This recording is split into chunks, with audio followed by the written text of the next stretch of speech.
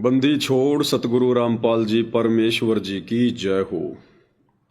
परमपिता परमात्मा सारी सृष्टि के रचनहार, कुल मालिक, असंख्य ब्रह्मांडों के स्वामी, जगत गुरु, तीनों लोकों में प्रवेश करके सबका धारण पोषण करने वाले राजाधिराज, आत्माधार, नाथों के नाथ, देवों के देव महादेव, सर्वेश्वर महेश्वर, मृत्युंजय, अजरो अमर, आदि अनादि सनातनी प्रभु, जगत पिता जगदीश्वर, श्री श्री 1008 की उपाधि के वास्तविक अधिकारी, अकाल मूरत शब्द स्वरूपी राम वासुदेव, सर्वगतम ब्रह्म, परम पूज्य, प्रथम पूज्य, परम पुरुष, परम धनी, परम दयालु, सत्य कबीर, हक्का कबीर, अल्लाहु कबीर, अल्लाहु अकबर, बाखबर, अल्लाह ताला, जगत के तारणहार, जगत के मुक्तिदाता, जगत के जगन्नाथ, हारे के सहारे, हिंदुओं के राम, मुसलमानों के अल्लाह, सिखों के वाहिगुरु, ईसाइयों के मसीह, दया के सागर दया निधि, करुणा के सागर करुणा निधि, स्वयंभू परिभू, संकट मोचन, कष्ट हरण, मंगल करण, दुख भंजन, अविगत कबीर, निर्विकार निर्विषम परमात्मा, अलय अलेख सतगुरु, आदि अनादि सतगुरु, असली मर्यादा पुरुषोत्तम, असली राम, असली कृष्ण, असली घनश्याम, असली मुरारी, राजाओं के राजा, महाराजाओं के महाराजा, शहंशाहों के शहंशाह, सम्राटों के सम्राट,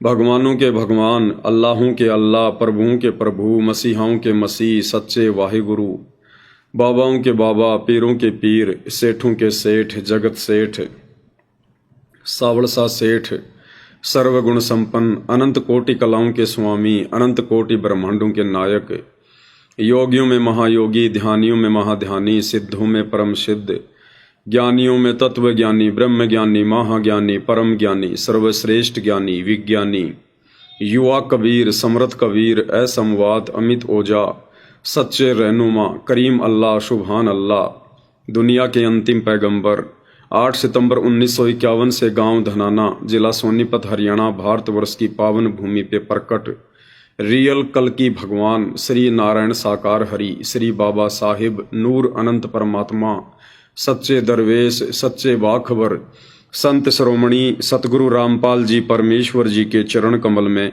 साध संगति से जुड़े हुए देश विदेश से आप और हम सभी सत्सेवक भाई बहनों का अनंत कोटि दंडवत प्रणाम। सत्साई भाई और बहनों, बहुत बड़ी दया, बहुत बड़ी मेहर पूज्य गुरुदेव भगवान की, सतगुरु रामपाल जी परमेश्वर जी की, वर्तमान में धरती पर प्रकट एकमात्र कल की भगवान की, जिस कल की भगवान को ये नादान दुनिया तत्व ज्ञान के अभाव में सोशल मीडिया पर ढूंढ रही है और कह रहे हैं कि कल की भगवान आ चुका है, प्रकट हो चुका है, गुप्त रूप में अपनी लीला कर रहा है और जो उसकी कल की सेना है वो भी अपना कार्य कर रही है। भाई, जब आप सब लोगों को इस बात का पता है, भविष्यवक्ता बार बार कह रहे हैं, भविष्य मलिका भी इतने सारे प्रमाण दे रही है, और जब ये कन्फर्म हो रहा है कि वो प्रकट हो चुका है तो दुनिया उसे पहचान क्यों नहीं रही?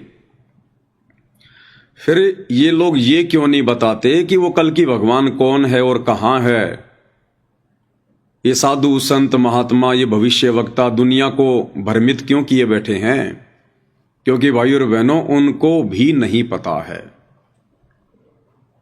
कल की भगवान कौन है, कहां है, क्या कर रहा है, क्या उनका गुप्त मिशन है।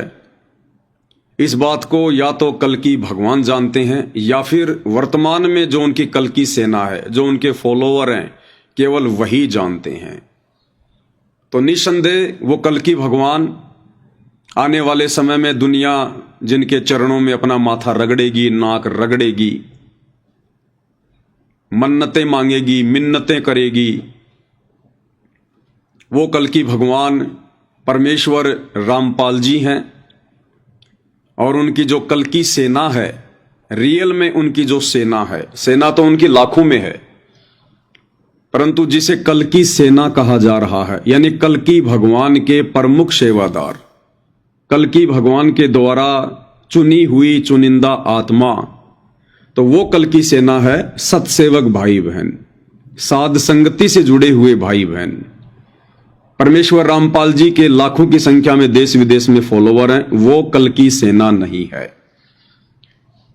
देश विदेश में जितने भी उनके भगत हैं, और उन भगतों में यदि कोई साध संगति से जुड़ा हुआ है, सतसेवक है, सतसेवक का मतलब सच्चा भगत है, हर प्रकार से मर्यादाओं में रहते हुए एक भगत के सारे आभूषण, गुण, लक्षण, स्वभाव अपने ऊपर धारण करके, जो अपने कल की भगवान परमेश्वर रामपाल जी के वचन में रहकर, मर्यादाओं में रहकर, हर प्रकार से संघर्ष करते हुए जो भक्ति कर रहे हैं, वे भगत भाई बहन, वे चाहे देश में हो या विदेश में हो, रियल में वो कल की भगवान की सेना है। तो ये 2028 के आसपास दुनिया को पता चलेगा। अभी तो दुनिया हवा में फायर कर रही है, क्योंकि असल में दुनिया को भी अभी कल की भगवान की जरूरत नहीं है।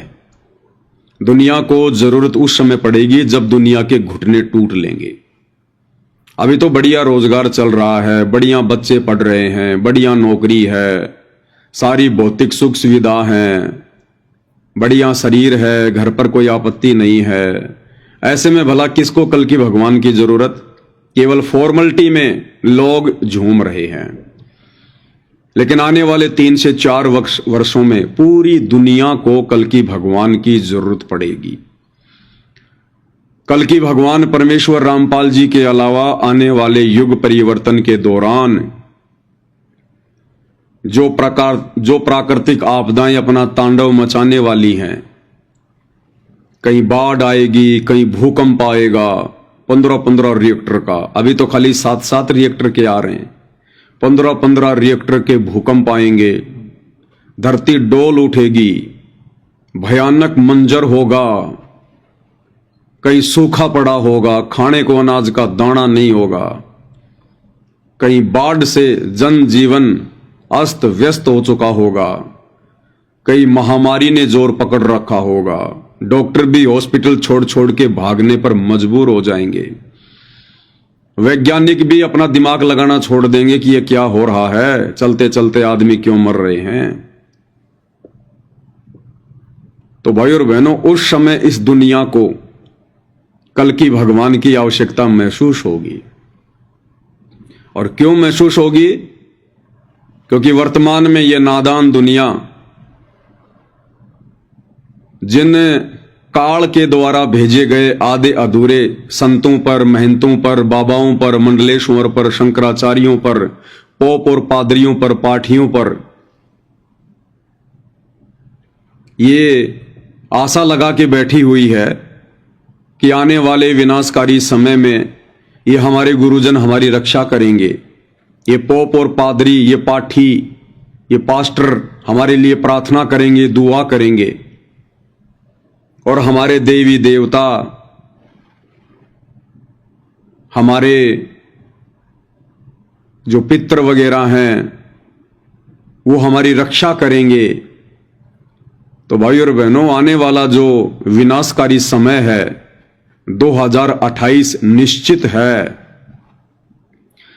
उस समय ये ना तो देवी देवता दिखाई देंगे, ढूंढने से भी नहीं मिलेंगे, ढूंढने से भी, जैसे कोरोना में सारे के सारे छुप गए थे, अपने मंदिरों के भी दरवाजे बंद करवा लिए थे।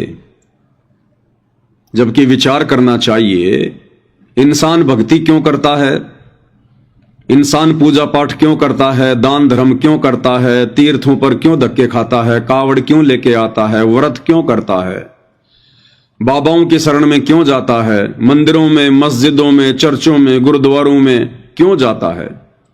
सिर्फ इसलिए कि परमात्मा हमारी रक्षा करेंगे। आने वाले समय में यदि हमारे परिवार पर, हमारे स्वास्थ्य पर, हमारे बच्चों पर, हमारी संपत्ति पर, हमारे व्यवसाय पर यदि कोई संकट आना होगा तो ये हमारी रक्षा करेंगे, बीमारियों से हमारी रक्षा करेंगे, मुसीबत के समय हमें सहारा देंगे। इसलिए दुनिया इन जगहों पर जाती है, पूजा अर्चना पाठ करती है, दान धर्म करती है।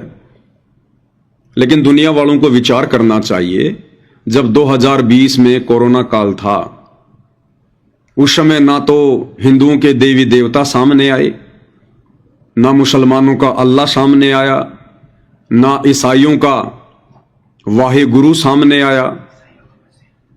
ना ही सिखों का वाहे गुरु सामने आया और ना ही ईसाइयों का मसीहा सामने आया। कोई सामने नहीं आया उस समय। और जितनी भी उनकी जगह थी, मंदिर, मस्जिद, चर्च, गुरुद्वारे, गिरजाघर, लोगों ने दरवाजे बंद कर दिए।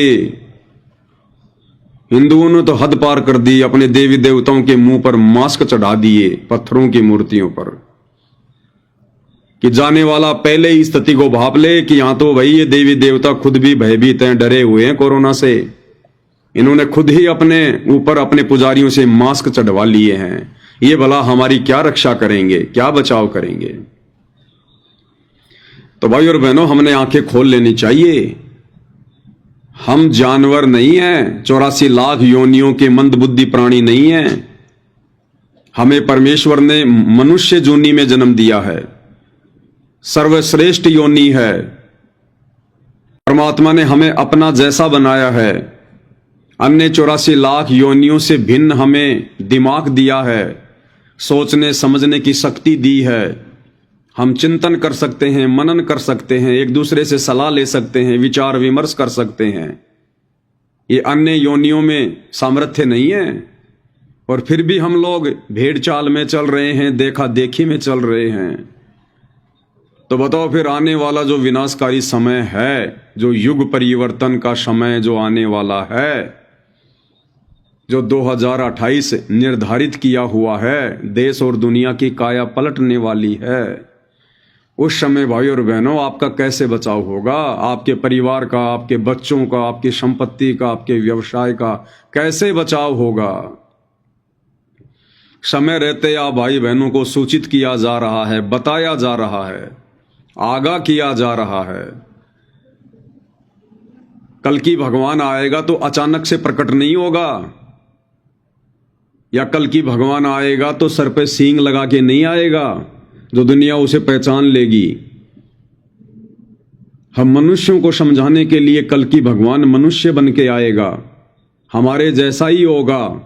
उनके भी 2 हाथ होंगे, 1 नाक होगा, 2 आंखें होंगी, 2 पैर होंगे। वे भी ऐसे ही होंगे, क्योंकि इंसानों को समझाने के लिए इंसान ही बनकर आना पड़ेगा। जो भाई बहन ये बातें करते हैं कि भाई वो अचानक से प्रकट होंगे, तो अचानक से प्रकट होने का मतलब ये नहीं है कि जैसे खंबे से नरसिंह भगवान प्रकट हुए थे ऐसे प्रकट होंगे अचानक से, यानी उसी दिन वो दुनिया में अस्तित्व में आएंगे, उससे पहले वो धरती पर नहीं थे। ऐसा नहीं होगा। वर्तमान में उनका जो प्रकट होना है उसका मतलब ये है कि ये नादान दुनिया हर प्रकार से दुखी होकर, ये त्रस्त होकर, और उस कल की भगवान को उस समय पहचानेगी जब इनके सारे सहारे आसरे समाप्त हो चुके होंगे और एकमात्र देश और दुनिया में अपने बचाव का साधन कल की परमेश्वर रामपाल जी के अलावा कुछ भी दिखाई नहीं देगा। और फिर ये मीडिया तेजी से उनका प्रचार प्रसार करेगी, रातों रात उनका प्रचार प्रसार करेगी कि हम लोग बहुत बड़े धोखे में थे, हम ये समझ क्यों नहीं पाए। लाखों लोग समय रहते कल की परमेश्वर रामपाल जी की शरण में आकर अपना बचाव कर लिया, अपने परिवार का बचाव कर लिया, दर दर की ठोकरें खाने से बचे रहे, और हम क्यों नहीं पहचान पाए उनको उस समय। तो अचानक से ये दुनिया, ये मीडिया उनको संसार में जो है वो प्रकट करेगी अचानक से। जैसे बरवाला कांड 2014 हुआ, उस समय परमेश्वर रामपाल जी को देश दुनिया में ज्यादा पहचान नहीं मिल रही थी, क्योंकि वे गुप्त में अपना कार्य कर रहे थे, गांव गांव जाकर सत्संग कर रहे थे समय अनुसार। लेकिन जैसे ही बरवाला कांड 2014 हुआ, सारी मीडिया बरवाला आश्रम के आगे जाके डेरा जमा के बैठ गई और बस इसी उम्मीद में कैमरे लगाकर बैठी थी कि कब बाबा रामपाल बाहर आएगा, कब बाबा रामपाल बाहर आएगा, कोर्ट में जाएगा। तो पूरी दुनिया उस समय उनको देख रही थी। इसी प्रकार विनाशकारी समय के बाद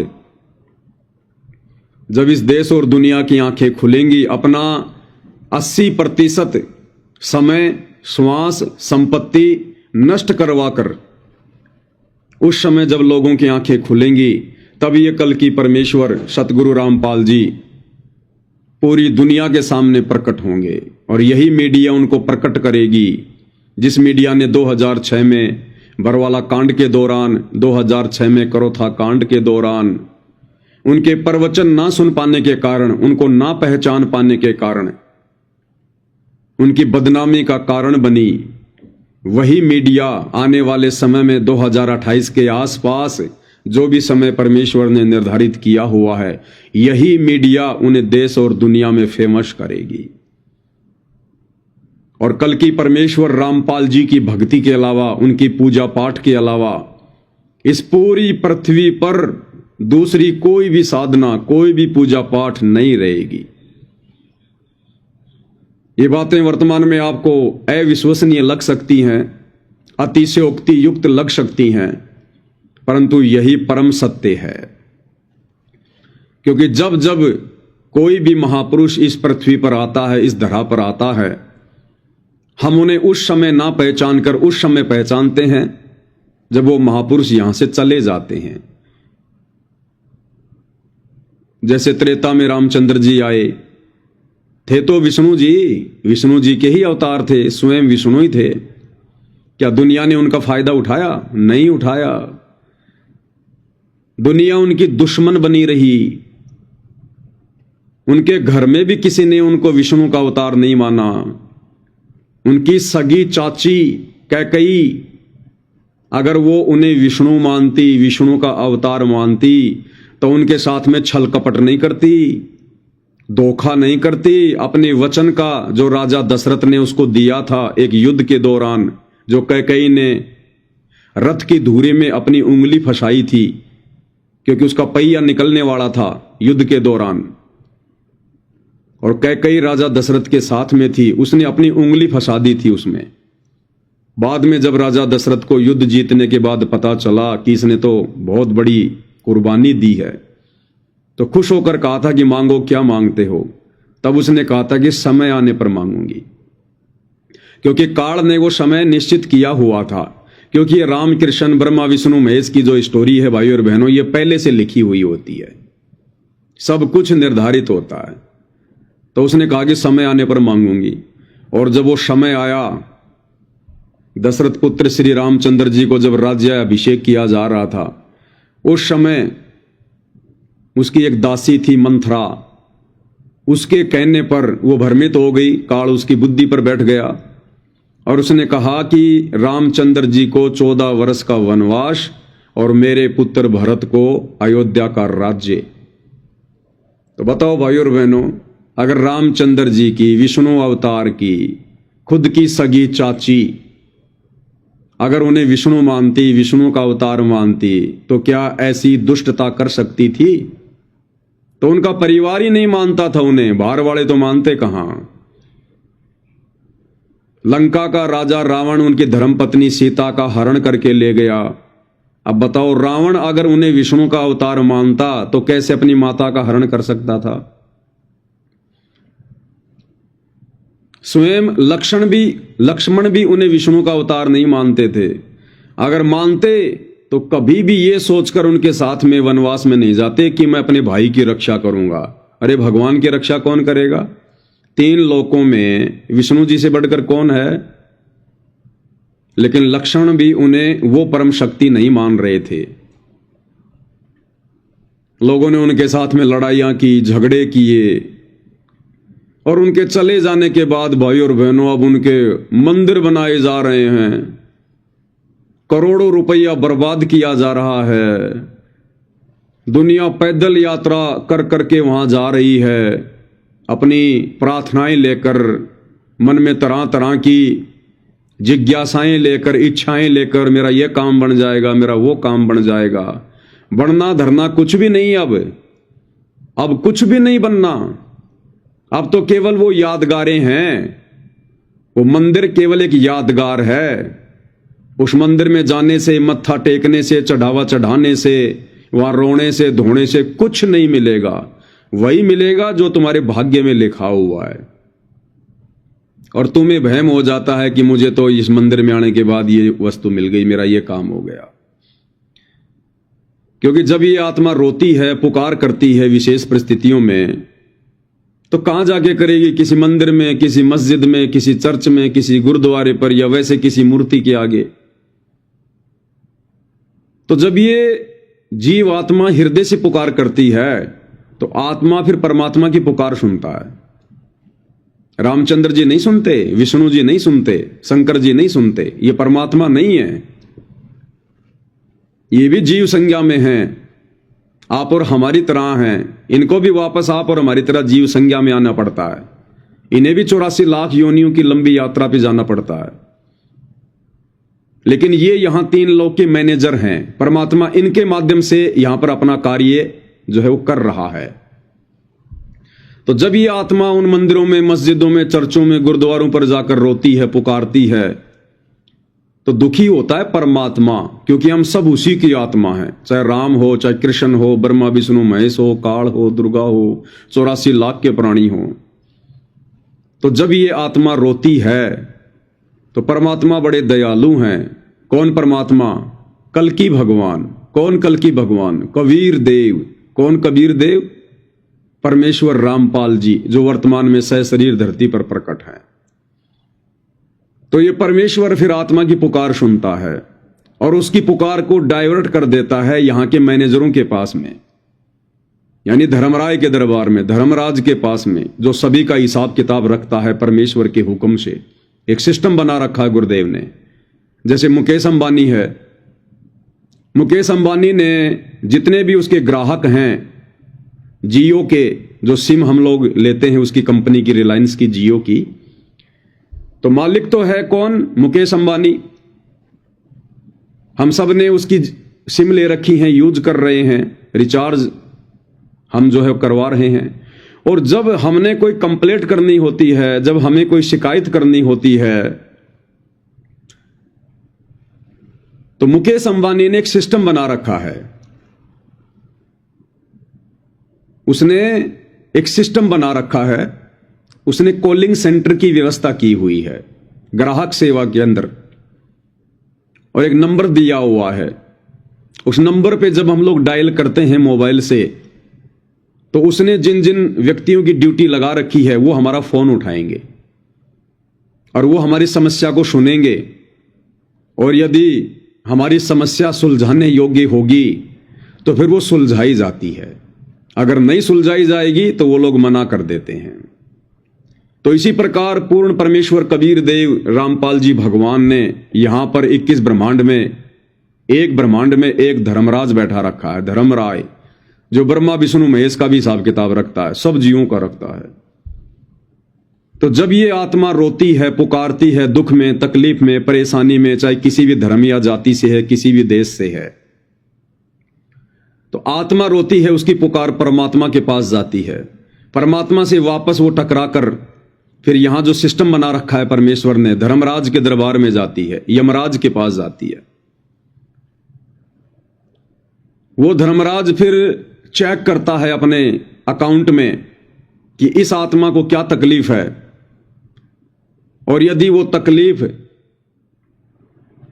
जो भी है उसको, यदि उस आत्मा के पुण्य, कौन से पुण्य? जब कभी वो मनुष्य शरीर में था पहले या वर्तमान में, जैसे भी वो भक्ति कर रहा है, साधना कर रहा है, धर्म कर्म कर रहा, अच्छे कर्म कर रहा है, तो हमारी बैटरी चार्ज होती रहती, हमारे पुण्य जो है वो डिपॉजिट होते रहते। पाप और पुण्य दोनों ऑटोमेटिक उसके दरबार में, उसके अकाउंट में डिपॉजिट होते रहते हैं। उसने किसी से पूछने की जरूरत नहीं होती है, क्योंकि परमेश्वर ने यह शरीर बनाया है, मनुष्य शरीर, और इस शरीर में परमात्मा ने एक सिस्टम बना रखा है जिसको कहते हैं चित्र और गुप्त। चित्रगुप्त यानी जो कर्म हम करते हैं और जो कर्म हम साइलेंट होके करते हैं, अपने मन में भी सोचते हैं, जो गुप्त कर्म है।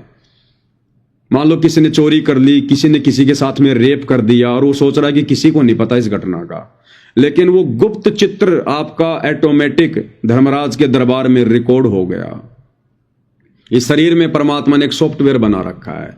हमने मन में भी यदि किसी के प्रति कोई गलत भाव रखा, विचार रखे, गलत सोचा, वो बाहर वालों को तो नहीं पता चलेगा, लेकिन चित्रगुप्त अंदर जो परमेश्वर ने सिस्टम फिट कर रखा है उसमें वो ऑटोमेटिक वो रिकॉर्डिंग हो गई। और उसी आधार से फिर जब हमारी मृत्यु होती है, हम धर्मराज के दरबार में जाते हैं, वो हमारा पूरा हिसाब किताब होता है, बिल्कुल आंखों के सामने चलता है एलसीडी की तरह। वहां छुपाने की जरूरत नहीं, वहां बताने की जरूरत नहीं है। उस परमेश्वर की विज्ञान बहुत एडवांस है। तो जब ये आत्मा चाहे किसी भी धर्म में, किसी भी जाति से है, जब ये विशेष परिस्थितियों में रोती है, चीखती है, चिल्लाती है, मदद की पुकार करती है, तो हम तो रोते हैं इन मंदिरों में जाके, मूर्तियों के आगे, मुसलमान इन मस्जिदों में, इन मज़ारों के आगे रोता है, सिख भाई अपने गुरुद्वारों में, ईसाई जो है इन चर्चों में जाके, या वैसे भी कहीं से भी। और जब वो धर्मराज के पास में परमात्मा डाइवर्ट करता है उसकी पुकार को, तो धर्मराज देखता है कि इसके अकाउंट में कुछ बैलेंस है कि नहीं है, कोई ऐसा दान पुण्य, कोई ऐसा सही कर्म, कोई सदकर्म जिसके बदले मैं इसकी मदद कर सकूं। और यदि किसी का बैलेंस है, अच्छे पुण्य यदि डिपॉजिट हैं किसी जन्म जन्मांतर के, अभी बैलेंस है, बैटरी चार्ज है, तो धर्मराज उसमें से कुछ पुण्य निकाल कर और उस विशेष आपत्ति से उस आत्मा को राहत प्रदान कर देता है। कारण चाहे कुछ भी बने, कोई रिश्तेदार मदद करे, या कोई पड़ोसी मदद करे, या उसका ऑपरेशन सक्सेसफुल हो जाए। जैसे कई बार डॉक्टर कहते हैं भैया ये होना तो नहीं था, लेकिन हो कैसे गया, ये तो चमत्कार हो गया। उसकी पुकार परमात्मा ने सुनी, धर्मराज के पास में भेजी, धर्मराज ने उसका अकाउंट चेक किया, उसके जन्म जन्मांतरों के शुभ कर्म डिपॉजिट थे, वो शुभ कर्म वहां से निकाल कर थोड़े बहुत और उसकी मदद कर दी गई, उसको उस बीमारी से राहत मिल गई। और उस नादान आत्मा ने यह सोच लिया कि मैं तो हनुमान जी की मूर्ति के आगे रो रही थी, मेरे तो हनुमान जी ने मेरी बात सुन ली, बाबा श्याम जी ने मेरी पुकार सुन ली, ब्रह्मा विष्णु महेश ने सुन ली, मेरे अल्लाह मौला ने सुन ली, मैं फलानी मजार पे गया था, वहां पर मैंने चादर चढ़ाई थी, जिस कारण से मेरे घर में बेटा उत्पन्न हो गया। तो भाइयों और बहनों, ये हमारी आध्यात्मिक नादानी है।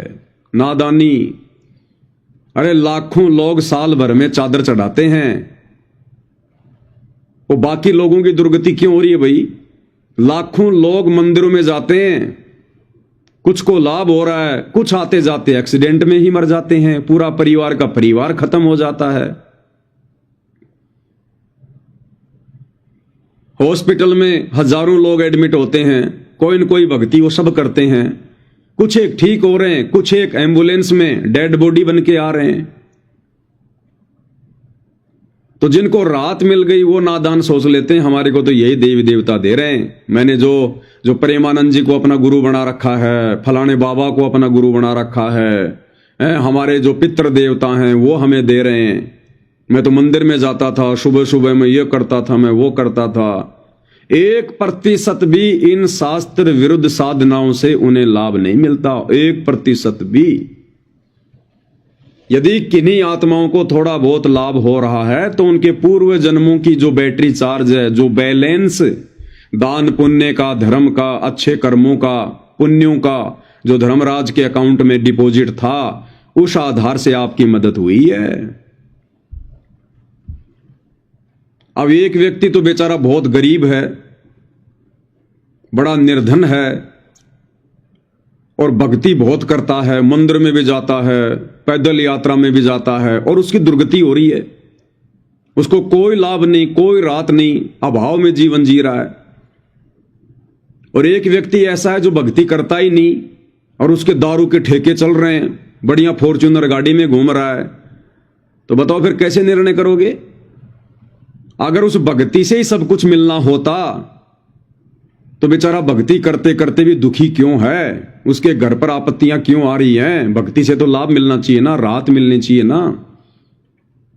लेकिन वो जो भक्ति कर रहा है, वो जिन्हें परमात्मा मानकर उन पत्थरों की मूर्तियों पर आशा लगाए बैठा है, ये शास्त्रों के विरुद्ध है। मंदिर में, मस्जिद में, चर्च में, गुरुद्वारों में परमात्मा नहीं है।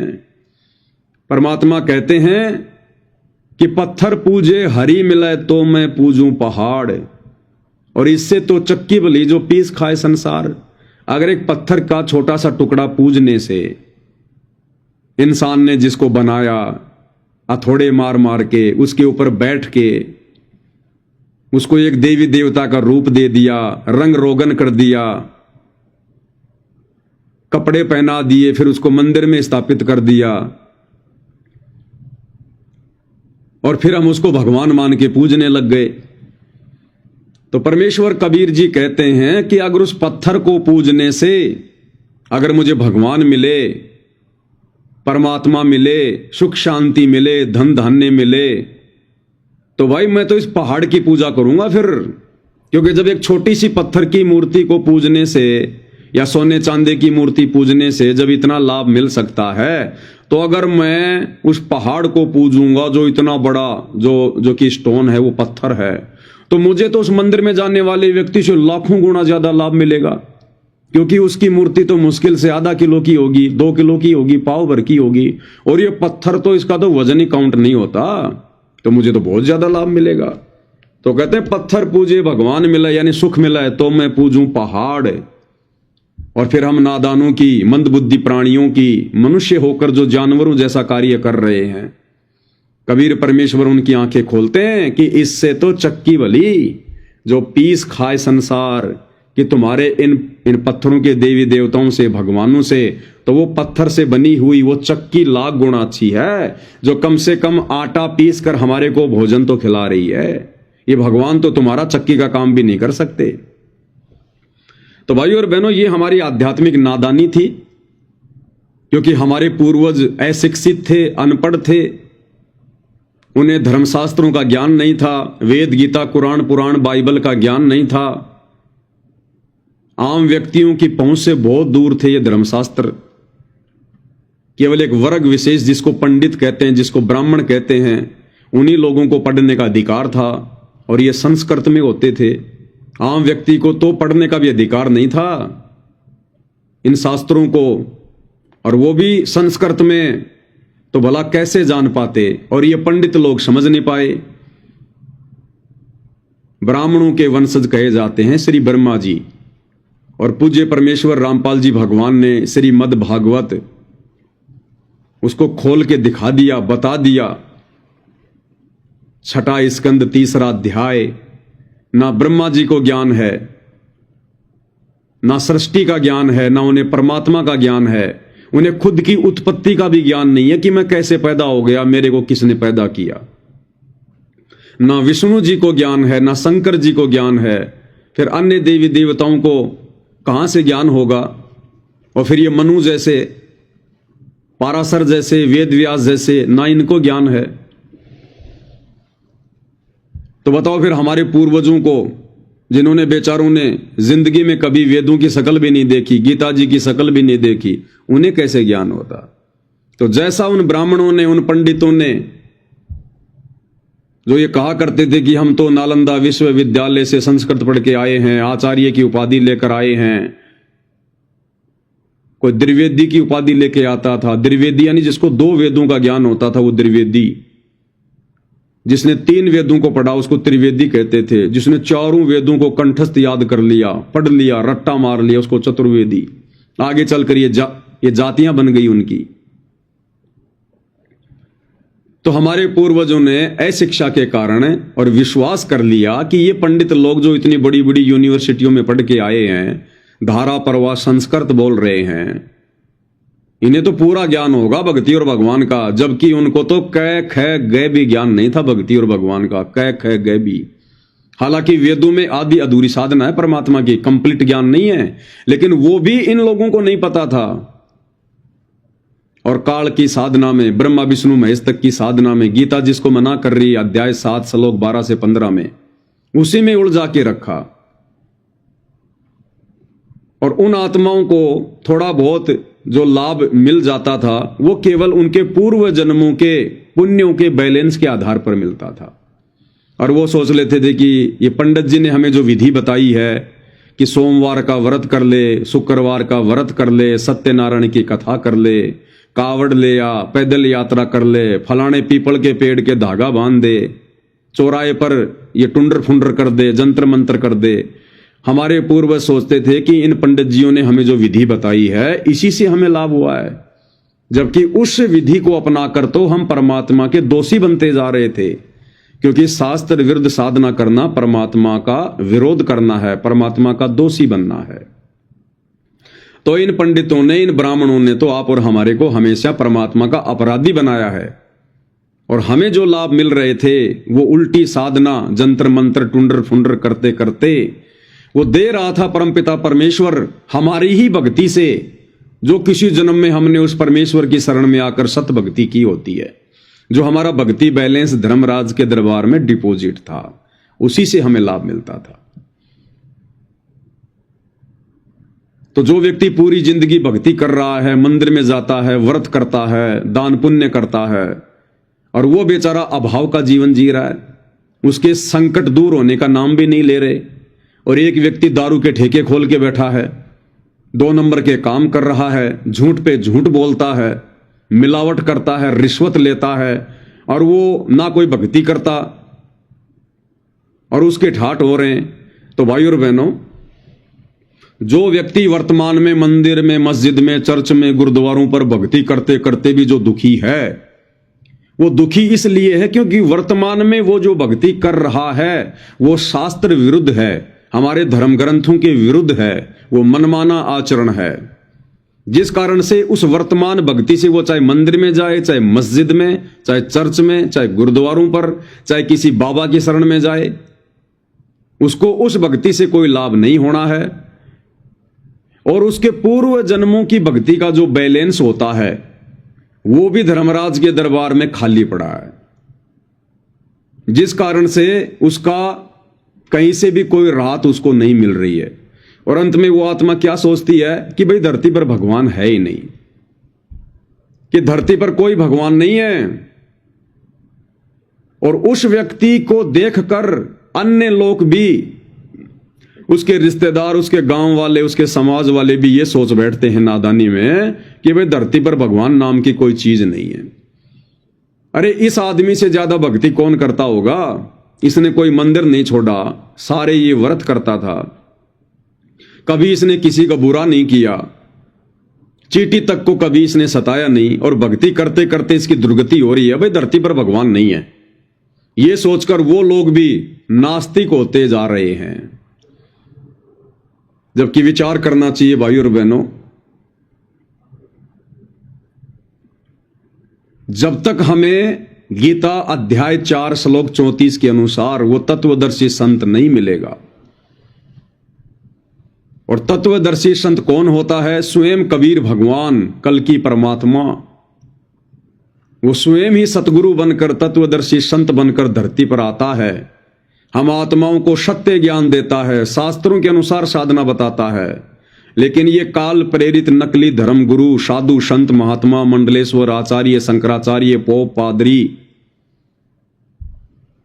ये लोग उस परमात्मा के घोर विरोधी बन जाते हैं, उसके दुश्मन बन जाते हैं, क्योंकि संकट इनकी रोजी रोटी पे आ जाता है। उस परमेश्वर के ज्ञान को ये सुनते भी हैं, समझते भी हैं, और इन धर्म गुरुओं को ये पता भी चल जाता है कि जो साधना इस महापुरुष के द्वारा जो समझाई जा रही है, जो बताई जा रही है, बिल्कुल सत्य है, शास्त्रों में ऐसा ही लिखा है। लेकिन अपने स्वार्थ के कारण, काल प्रेरणा के चलते, कि यदि हमने इसकी साधना को स्वीकार कर लिया तो हमने फिर ये कर्मकांड छोड़ने पड़ेंगे, जो ये जंतर मंत्र, टुंडर फुंडर, व्रत, आन उपासना, ये हमने छोड़नी पड़ेंगी, और समाज को सच्चाई बतानी पड़ेगी। और अगर समाज को हमने सच्चाई बता दी तो फिर हमारा ये धंधा कैसे चलेगा, हमारी रोजी रोटी कैसे चलेगी, हमारे बच्चे कैसे पढ़ेंगे। तो अपने स्वार्थ के लिए ये लोग फिर समाज को गुमराह करके बैठे रहते हैं, क्योंकि आम समाज शिक्षित नहीं होता, तो कह देते हैं कि ये तो अनपढ़ है, इसको क्या पता शास्त्रों का, इसको क्या पता संस्कृत का, इसने कोई गुरु नहीं बनाया हुआ, हमने देखो ये बचपन से संस्कृत पढ़ी है, हम नालंदा विश्वविद्यालय में आचार्य की डिग्री लेकर आए हैं, और आम समाज भी बेचारा नादानी में उनको पंडित मानकर, ब्राह्मण मानकर, शास्त्रों का ज्ञाता मानकर, उनकी धारा प्रवाह संस्कृत से प्रभावित होकर और उस महापुरुष को रिजेक्ट कर देते हैं जो सत्य साधना बताते हैं, जिस साधना के करने से तुरंत लाभ शुरू हो जाते हैं। तो जिस कारण से भाइयों और बहनों ये समाज धीरे धीरे धीरे धीरे नास्तिकता की ओर बढ़ता जा रहा था। और वो दूसरा व्यक्ति जो कोई भक्ति भी नहीं कर रहा, दारू के ठेके खोल के बैठा है, लंबी लंबी गाड़ियों में घूम रहा है, सारे उल्टे काम करता है, और जब उस आदमी को लोग देखते हैं तो कहते हैं भैया वास्तव में भगवान नहीं है। ये देखो नास्तिक आदमी कभी मंदिर नहीं जाता, मस्जिद नहीं जाता, कोई भक्ति नहीं करता, 2 पैसे ये दान धर्म पे नहीं लगाता, और देखो इसके घर में कैसे मौज हो रही है, दारू के ठेके खोल रखे हैं, बड़ा इसका बिजनेस है, व्यापार है, पैसे की कोई कमी नहीं है। ये कौन सी भक्ति कर रहा है? फिर भगवान को दोष देते हैं कि भगवान भी दोगला है, भगवान के घर में न्याय नहीं है। लेकिन भाई और बहनों ऐसा नहीं है। जो व्यक्ति वर्तमान में भक्ति नहीं कर रहा है फिर भी उसकी मौज मच रही है, उस व्यक्ति के पास में पूर्व जन्मों की भक्ति कमाई जमा है धर्मराज के दरबार में। और कहते हैं साहिब हक ना राखसी जब मांगो तब दे। वो परमात्मा किसी का रखता नहीं है। उस भाई ने जो वर्तमान में भक्ति नहीं कर रहा, उल्टे काम कर रहा है, सारी भौतिक सुख सुविधा उसको प्राप्त है, लेकिन भाई पूर्व जन्मों में जब कभी उसको मनुष्य जन्म प्राप्त था और जब ये पूर्ण परमात्मा, ये कबीर भगवान, परमेश्वर रामपाल जी चारों युगों में आते रहते हैं, साधु संत महात्मा के रूप बना बना के आत्माओं को समझाते रहते हैं, ज्ञान देते रहते हैं, सत भक्ति करवाते रहते हैं, तो वो आत्मा अपने पूर्व जन्मों में परमेश्वर की शरण में रहकर भक्ति कर चुकी होती है। थोड़ी बहुत सत भक्ति मंत्रों का जाप करती है, शास्त्र अनुकूल साधना करती है, पूर्ण संत के चरणों में उस सुपात्र को दान धर्म करती है, जिस कारण से उसका भक्ति वाला बैलेंस बढ़ता रहता है और धर्मराज के दरबार में ऑटोमेटिक जमा होता रहता है। और जब तक धर्मराज के दरबार में हमारा भक्ति वाला बैलेंस है, तब तक भाई और बहनों हम चाहे भक्ति करें या ना करें, हम चाहे कितने भी कुकर्म करें, तब तक हमारे घर में मौज ही मची रहेगी, ठाट बाट रहेंगे। जिस प्रकार गुरुदेव ने उदाहरण दिया इन्वर्टर और बैटरी। जिस व्यक्ति ने लाइट में इन्वर्टर लगाकर और बैटरी को चार्ज कर लिया, अब अगर लाइट भी चली जाती है या वो व्यक्ति लाइट से अपने इन्वर्टर के तार को हटा लेता है, तो भी उसके घर में लाइट जलेगी, पंखे चलेंगे, जबकि लाइट भी नहीं आ रही, उसने लाइट में इन्वर्टर भी नहीं लगा रखा, फिर भी उसके घर में रोशनी है। क्यों? क्योंकि उसने बैटरी को चार्ज कर रखा है। तो ठीक इसी प्रकार उस व्यक्ति ने जो वर्तमान में भक्ति नहीं कर रहा फिर भी ठाट बाट है, उसने अपनी भक्ति रूपी बैटरी को किसी जन्म में परम संत की शरण में आकर चार्ज कर रखा है, लेकिन वर्तमान में कोई भक्ति नहीं कर रहा फिर भी उसकी ठाट बाट हो रही है। क्यों? क्योंकि उसके पुण्यों की बैटरी चार्ज है। और जिस दिन उसकी बैटरी डिस्चार्ज हो जाएगी, क्योंकि वो बैटरी कब तक चलेगी भाई, वर्तमान में तो भक्ति नहीं कर रहा सही, और पूर्व जन्मों की बैटरी कब तक चलेगी? वर्तमान में तो आपने लाइट में इन्वर्टर लगा नहीं रखा, बैटरी आपकी चार्ज है, पंखे आपके चल रहे हैं, लाइट जल रही है, तो बैटरी की भी एक लिमिट है ना, 4, 5, 8, 10 घंटे बाद बैटरी डिश होगी। और जब उस व्यक्ति की वो बैटरी डिश होगी, दान धर्म वाली, वो पुण्य वाली, तो फिर हम लोग क्या देखते हैं अखबार में कि फला फला व्यक्ति जिसके इतनी बड़ी बड़ी कंपनियां थी रोड एक्सीडेंट में मारा गया। अब कहां चला गया भैया उसका सुख? अब उसकी दुर्गति क्यों हुई? क्योंकि उसकी बैटरी डिस्चार्ज हो गई और वर्तमान में वो भक्ति नहीं कर रहा था। और वो पंडित जी जो भक्ति करते करते भी दुखी था, क्योंकि वर्तमान में वो सही भक्ति नहीं कर रहा था, उसने गलत चार्जर लगा रखा था और पूर्व जन्मों की उसकी बैटरी वैसे ही डिस्चार्ज थी, जिस कारण से उसको ना वर्तमान में भक्ति से लाभ था, ना पूर्व जन्म का उसका बैलेंस था। तो भाई और बहनों, ये सारा का सारा जो रहस्य है, ये हमारे नकली धर्म गुरु हमें नहीं समझा पाए, नहीं बता पाए, क्योंकि इनको खुद को ज्ञान नहीं था और इन्होंने अपनी रोजी रोटी के लिए हमारे भोले भाले पूर्वजों को भ्रमित करके रखा भक्ति और भगवान के नाम पर। अब स्वयं वो कबीर परमेश्वर धरती पर आए हैं। 8 सितंबर 1951 को पुनः इस कलयुग की पिछली पीढ़ी में प्रकट हुए हैं परमेश्वर रामपाल जी। अब हमें समझाने के लिए भगवान हमारे जैसा ही तो बन के आएगा, सींग लगा के थोड़ी आएगा। अब ये हमारी नादानी है कि वर्तमान में हम उनके प्रवचन नहीं सुन रहे, हम उनके सत्संग नहीं सुन रहे, और जबरदस्ती भगवान करता नहीं है। जैसे बहुत सारे लोग कहते हैं कि भगवान तो 1 मिनट में सबको सुखी कर सकता है, भगवान तो जो चाहे सो कर सकता है। अरे भैया, भगवान जो चाहे सो कर सकता है, सारे काम कर सकता है। जिस प्रकार मुकेश अंबानी चाहे तो सबके मोबाइल रिचार्ज कर सकता है, सबकी सिम रिचार्ज कर सकता है, वो उसके पास क्षमता है, पावर है। लेकिन भैया महीने के महीने उसको पैसे देने पड़ते हैं, वो फ्री में किसी का नहीं करता। जबकि वो तो सक्षम है, फिर क्यों नहीं कर रहा? इसी प्रकार जब परमेश्वर इस मृत लोक में आता है तो यहां उनके कुछ नियम होते हैं। अगर परमेश्वर इसी प्रकार से सबको लाभ देने लग जाएगा, सबको राहत देना लग जाएगा, तो उनका नियम टूटेगा, उनका विधान टूटेगा। फिर कोई यहां भक्ति नहीं करना चाहेगा, कोई यहां पर काम धंधा नहीं करना चाहिएगा, कोई यहां पर एक दूसरे के साथ में अच्छा व्यवहार नहीं करेगा। अगर भगवान इसी प्रकार से सबको देने लग गया तो यहां की सारी व्यवस्था बिगड़ जाएगी। फिर कोई किसी को कुछ नहीं समझेगा। आज चंद लोग हमारे ऊपर राज्य कर रहे हैं, चंद लोग हमारे ऊपर शासन कर रहे हैं, जिन्हें राजनेता कहते हैं।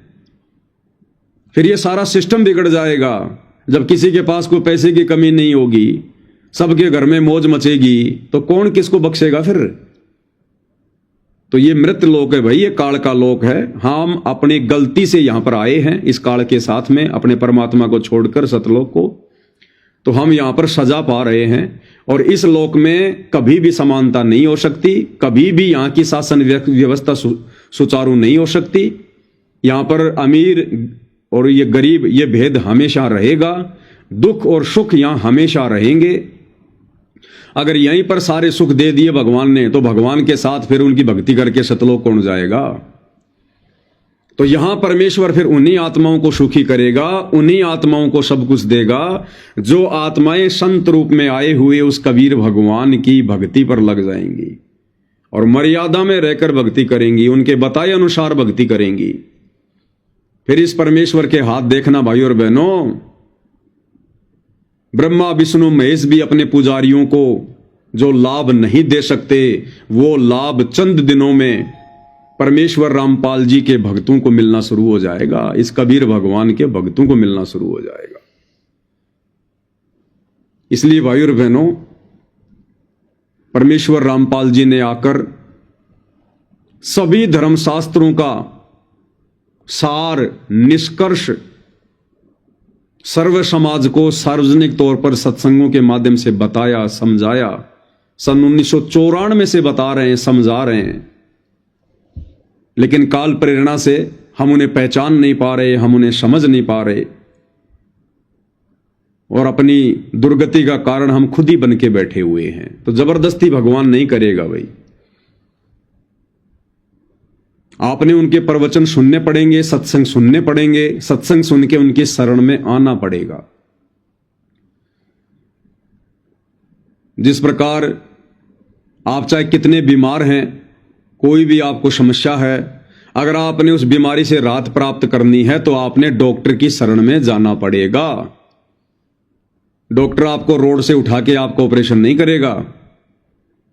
आपने डॉक्टर की शरण में जाना पड़ेगा, अपने हॉस्पिटल में जाना पड़ेगा, और उसके बाद डॉक्टर जैसा कहेगा, जैसे आपको खाने पीने की दवाई देगा, जो जो आपको मर्यादा बताएगा, जो परहेज बताएगा, आपने उन तमाम चीजों को फॉलो करना पड़ेगा, तब आप उस बीमारी से छुटकारा प्राप्त करोगे।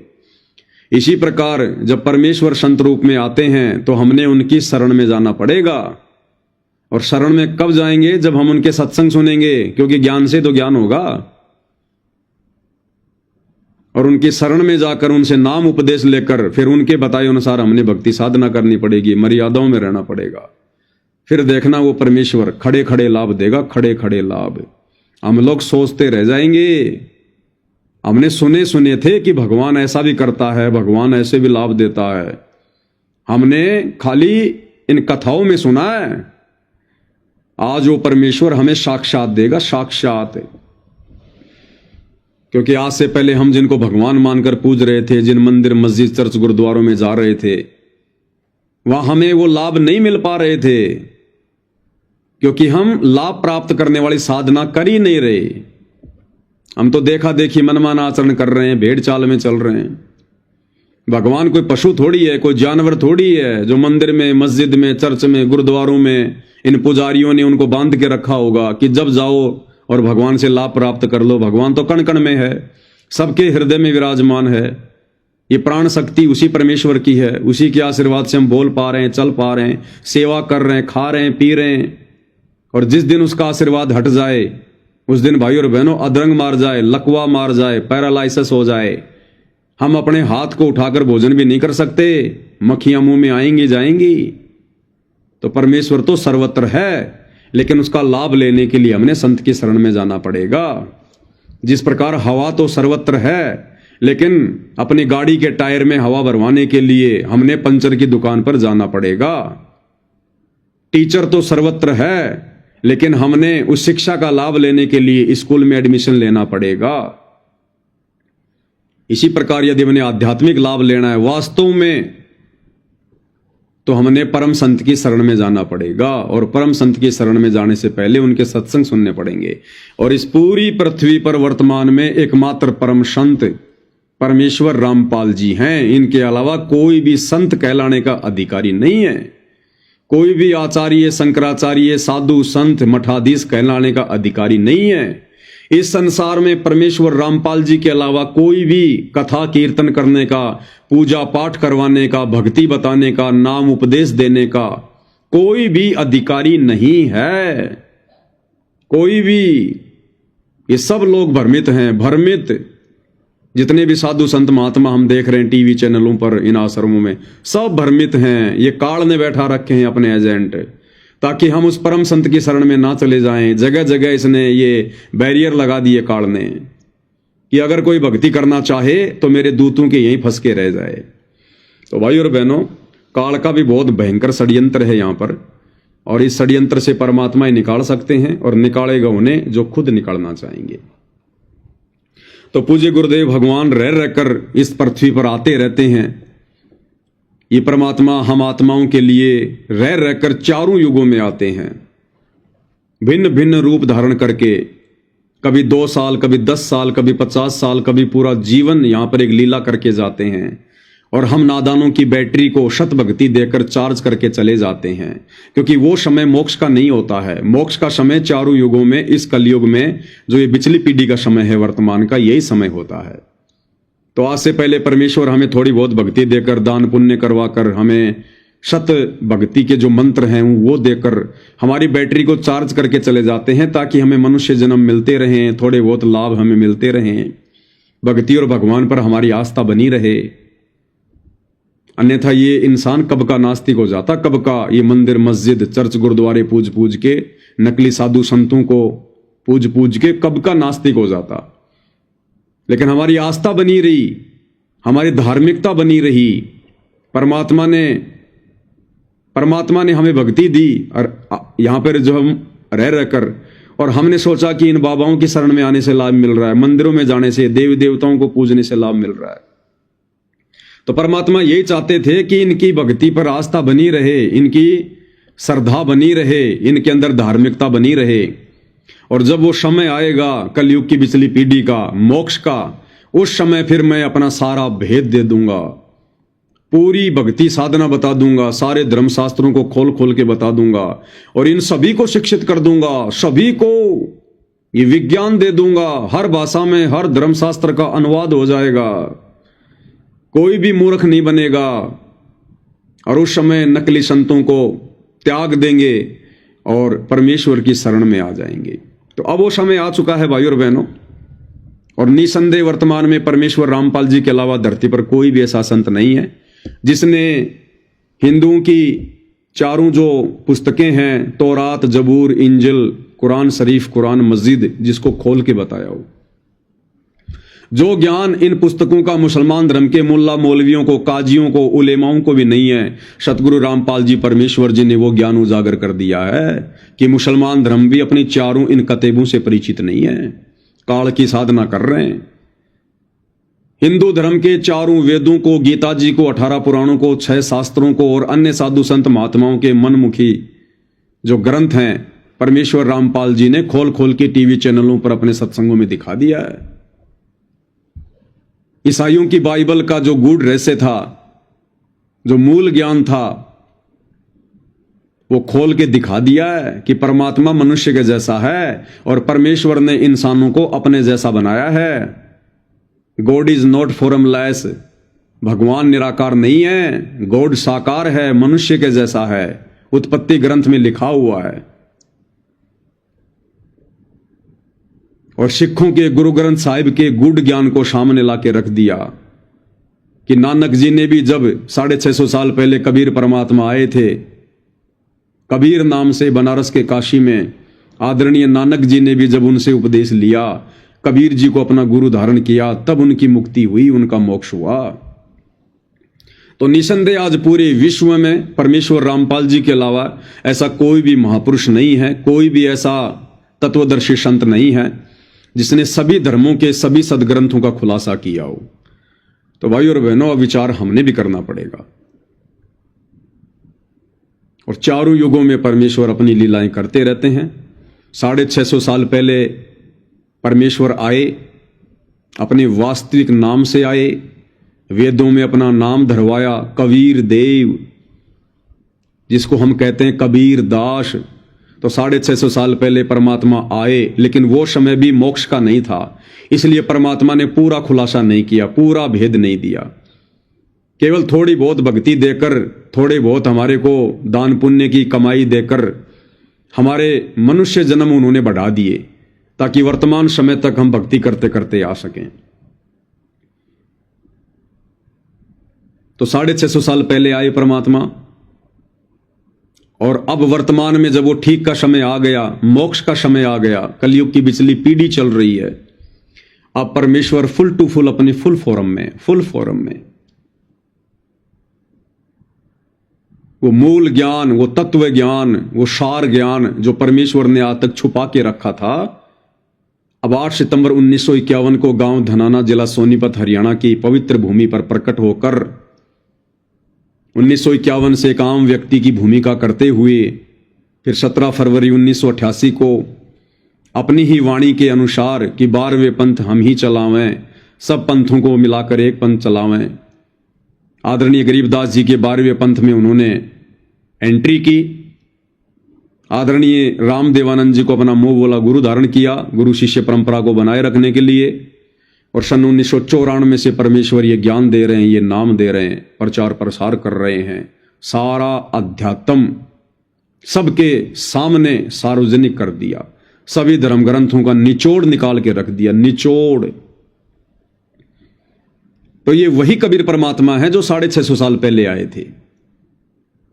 और एक सत्संग में पूज्य गुरुदेव भगवान हमें यही संकेत कर रहे हैं, यही समझा रहे हैं कि परमात्मा 650 साल पहले आए थे और आज फिर आकर हमें संभाल लिया। क्या कह रहे हैं गुरुदेव? आज फिर आकर संभाल लिए कि उस कबीर परमेश्वर ने हमें 650 साल पहले आके संभाला, हमें भक्ति दी, हमारी बैटरी चार्ज कर गए और आज फिर आके संभाल लिए। तो पहले हम पूज्य गुरुदेव जी के मुख कमल से ये अनमोल सत्संग सुनते हैं। उपदेश ले लिया, सारी कथा गुरु जी से बताई, तो परमेश्वर के उस परमात्मा ही आए हुए थे। कबीर जी ऐसे ही चलते रहते हैं, इसीलिए तो आपको अभी तक यहाँ तक ले आए, इस कलयुग के इस पीक टाइम तक। कभी कहीं आपसे भक्ति करवाई, कभी किसी रूप में कहीं प्रकट होकर आपसे भक्ति कराएंगे।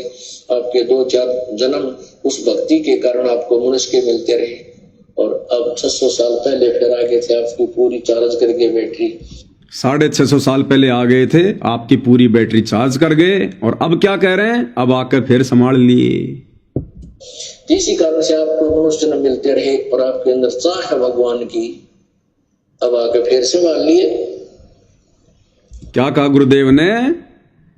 अब आके फिर संभाल लिए। किसने?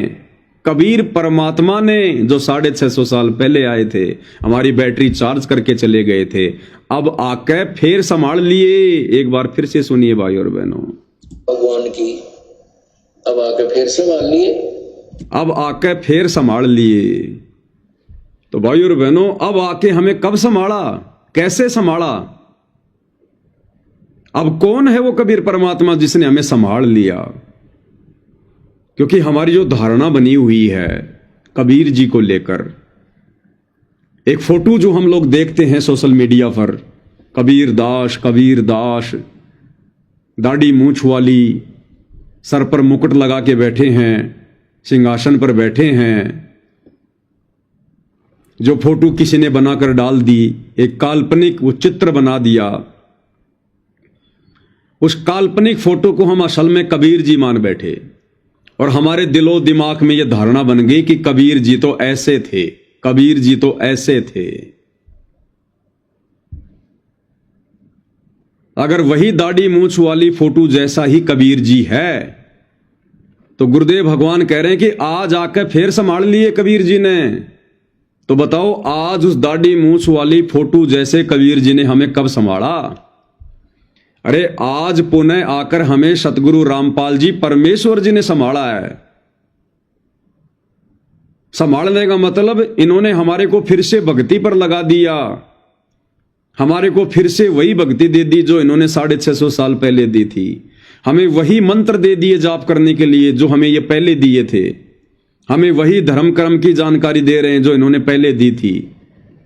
हमें अपना शिष्य बना लिया, अपना शागिर्द बना लिया, जो इन्होंने 650 साल पहले बनाया था, हमें संभाला था 650 साल पहले।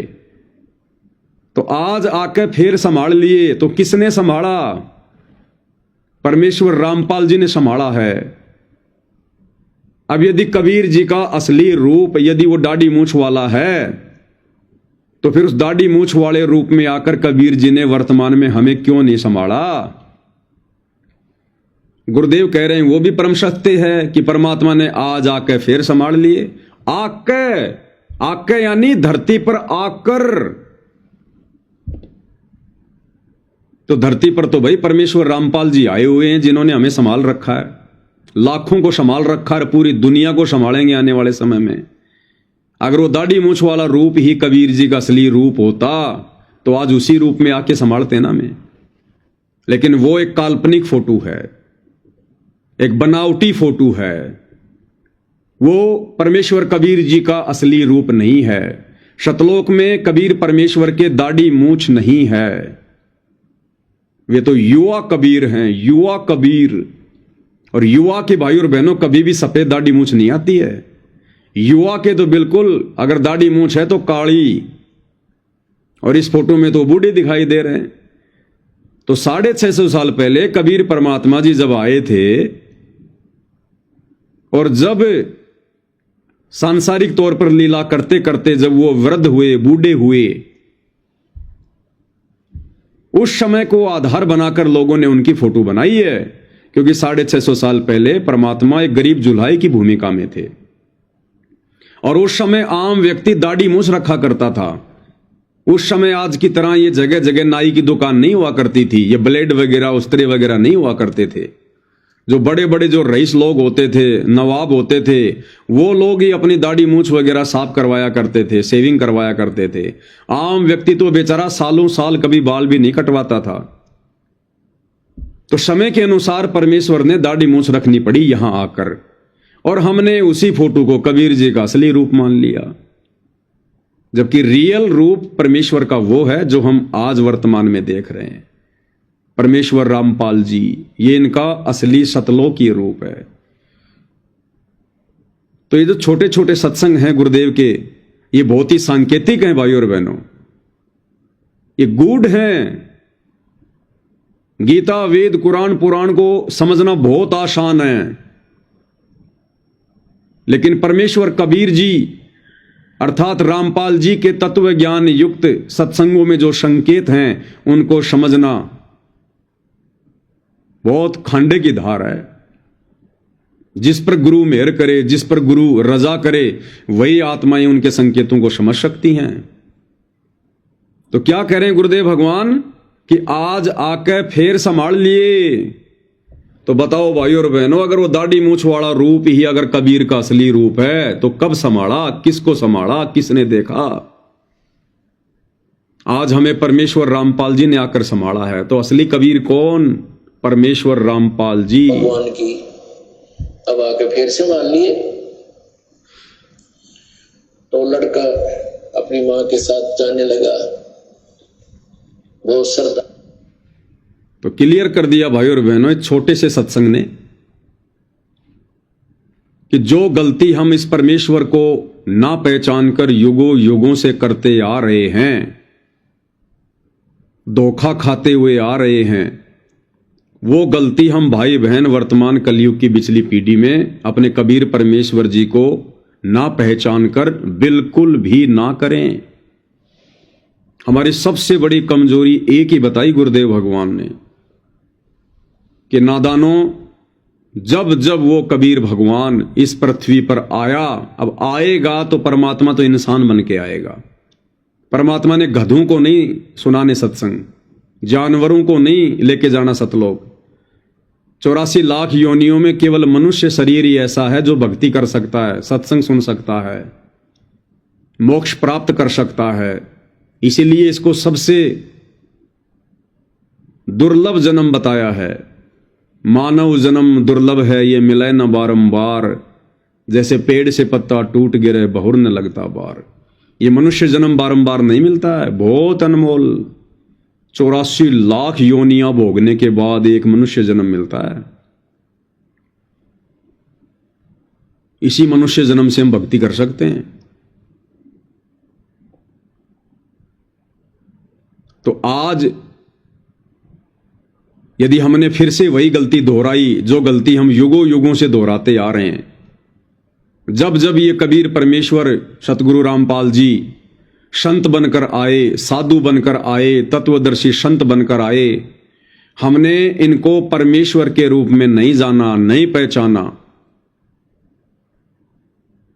इन्होंने हमें सौ सौ लाभ दिए, सौ सौ सुख दिए, मुर्दों को जिंदा किया, बांझ को पुत्र दिए, निर्धन को माया दी, कोडी को काया दी, लेकिन फिर भी हम इनको केवल एक गुरु मानते रहे, संत मानते रहे, साधु मानते रहे, क्योंकि हम अशिक्षित थे, अनपढ़ थे, शास्त्रों से अपरिचित थे, और हम इनके शरण में आकर भी मोक्ष से दूर रहे। तो आज गुरुदेव भगवान इस कलयुग की पिछली पीढ़ी में आप और हमसे यही चाहते हैं कि बच्चों, मैंने तो मेरी तरफ से तुम्हें शिक्षित करने में, तुम्हें ज्ञान देने में, तत्व ज्ञान देने में, शास्त्रों से परिचित करवाने में कोई कमी नहीं छोड़ी है। अब भी यदि तुम वही युगों युगों वाली गलती करोगे, अपने गुरु को अपने जैसा मानुष मानोगे, एक व्यक्ति मानोगे, मां के गर्भ से जन्म लेकर आया हुआ, जेर रूपी गंदगी में लिपटकर गर्भ से बाहर आया हुआ एक जीव मानोगे, तो भाई तुम इस कलयुग की पिछली पीढ़ी में भी मोक्ष के अधिकारी नहीं हो। और भाई और बहनों, 90% संगत, बाकी दुनिया तो क्या जाने इस परमेश्वर के विषय में, वो तो काल प्रेरित है, काल का भोजन है। लेकिन जिन जिन आत्माओं को सन 1994 से वर्तमान समय तक पूज्य परमेश्वर रामपाल जी ने अपनी शरण में लिया है, उनमें से 90% आत्माएं आज भी वही युगों युगों वाली गलती दोहरा रही हैं, अपने गुरु को मानुष मान रही हैं। और परमात्मा किसे मानती हैं? उसी दाढ़ी मूछ वाली बनावटी नकली कबीर जी की समझे जाने वाली काल्पनिक फोटो को। वही गलती कर रहे हैं हम जो गलतियां 650 साल पहले की थी। 650 साल पहले हमने उनको अपना गुरु माना, और भगवान किसको मानते रहे? ब्रह्मा विष्णु महेश को, कि गोविंद तो यही हैं, भगवान तो यही हैं, कबीर जी तो केवल हमारे गुरु जी हैं, इनके पास में कोई सिद्धि शक्ति है जिस कारण से हमें लाभ हो रहे हैं। हम उन्हें एक मानुष मानकर छोड़ दिए। नीरू का बेटा मानकर छोड़ दिए, मां के गर्भ से जन्म लिया हुआ एक मनुष्य मानकर छोड़ दिए, और उसकी सजा हमने भोगी। बारंबार मां के गर्भ से जन्म, भले हमारे को मनुष्य जन्म मिलते आ रहे हैं, लेकिन हम नरक भोगते हुए आ रहे हैं, क्योंकि गुरुदेव ने बताया कि मां के गर्भ में 9 महीने ये जीव, ऊपर को पैर नीचे को सिर, ये सबसे बड़ा नरक कुंड है, सबसे बड़ा नरक कुंड। तो हर बार उस गलती की सजा परमेश्वर हमें दे रहा है। नरक भोग के आते हैं हम, नरक भोग के। और वही गलती 90% संगत वर्तमान में कर रही है। उस समय की आत्माओं ने, 650 साल पहले वाली आत्माओं ने, जिस समय कबीर जी आए थे, उनको परमात्मा नहीं माना, अपना गुरु मान के छोड़ दिया। और आज वर्तमान की आत्माओं ने उस 650 साल पहले आए हुए कबीर जी को परमात्मा मान लिया कि हां, वो दाढ़ी मूंछ वाला परमात्मा, वो कबीर जी परमात्मा जो 650 साल पहले आए थे। लेकिन वर्तमान में जो कबीर परमेश्वर रामपाल जी के रूप में आ चुके हैं, उनको हम फिर भी कबीर नहीं मान रहे। तो गलती हम वही कर रहे हैं जो गलतियां हमने युगों युगों से की है, जो गलती 650 साल पहले की थी। आज भी हम वक्त गुरु को परमात्मा नहीं मान रहे, इस प्रेजेंट गुरु को, सतगुरु को हम कबीर नहीं मान रहे, और एक दाढ़ी मूंछ वाली नकली बेजुबान काल्पनिक मुर्दा फोटो को, जो ना चल सकती, ना बोल सकती, ना हमें नाम दे सकती, ना आशीर्वाद दे सकती, ना हमें मोक्ष दे सकती, उस निर्जीव फोटो को, कागज के टुकड़े को आज हमने भगवान मान लिया, और वक्त गुरु को हमने एक मानुष मान लिया कि ये तो हमारे गुरु जी हैं, इंद्रोमाई की कोख से जन्म लेकर पैदा हुए हैं, ये तो गांव धनाने के रामपाल जाट हैं। उस समय भी यही कह रहे थे तो नीरू का बेटा है। कोई कहता था विधवा ब्राह्मणी लोकलाज में आकर इसको छोड़ के चली गई, ये नीरू नीमा उठाकर ले आए, ये तो जुलाहे का बेटा है। वही गलती हम आज कर रहे हैं, और वर्तमान में हम ये गलती ना करें, इसके लिए आदरणीय गरीबदास जी ने 300 साल पहले अपनी अमृतवाणी में बहुत कुछ कहा। क्या कहा? गुरु मानुष कर जानते वो नर कहिए अंध, ओवे दुखी संसार में आगे काल के फंद। कि भाई तुम वो गलती फिर से मत कर देना, गुरु को मानुष मानने वाली। मानुष यानी मनुष्य। मनुष्य कौन? जो मां के गर्भ से जन्म लेता है। कि भाई अपने गुरु को उपदेश लेने के बाद में मानुष मानने की भूल मत करना, काल के जाल में जाओगे, मोक्ष प्राप्त नहीं करवा पाओगे। गुरु मानुष कर जानते वो नर कहिए अंध, ओवे दुखी संसार में आगे काल के फंदे।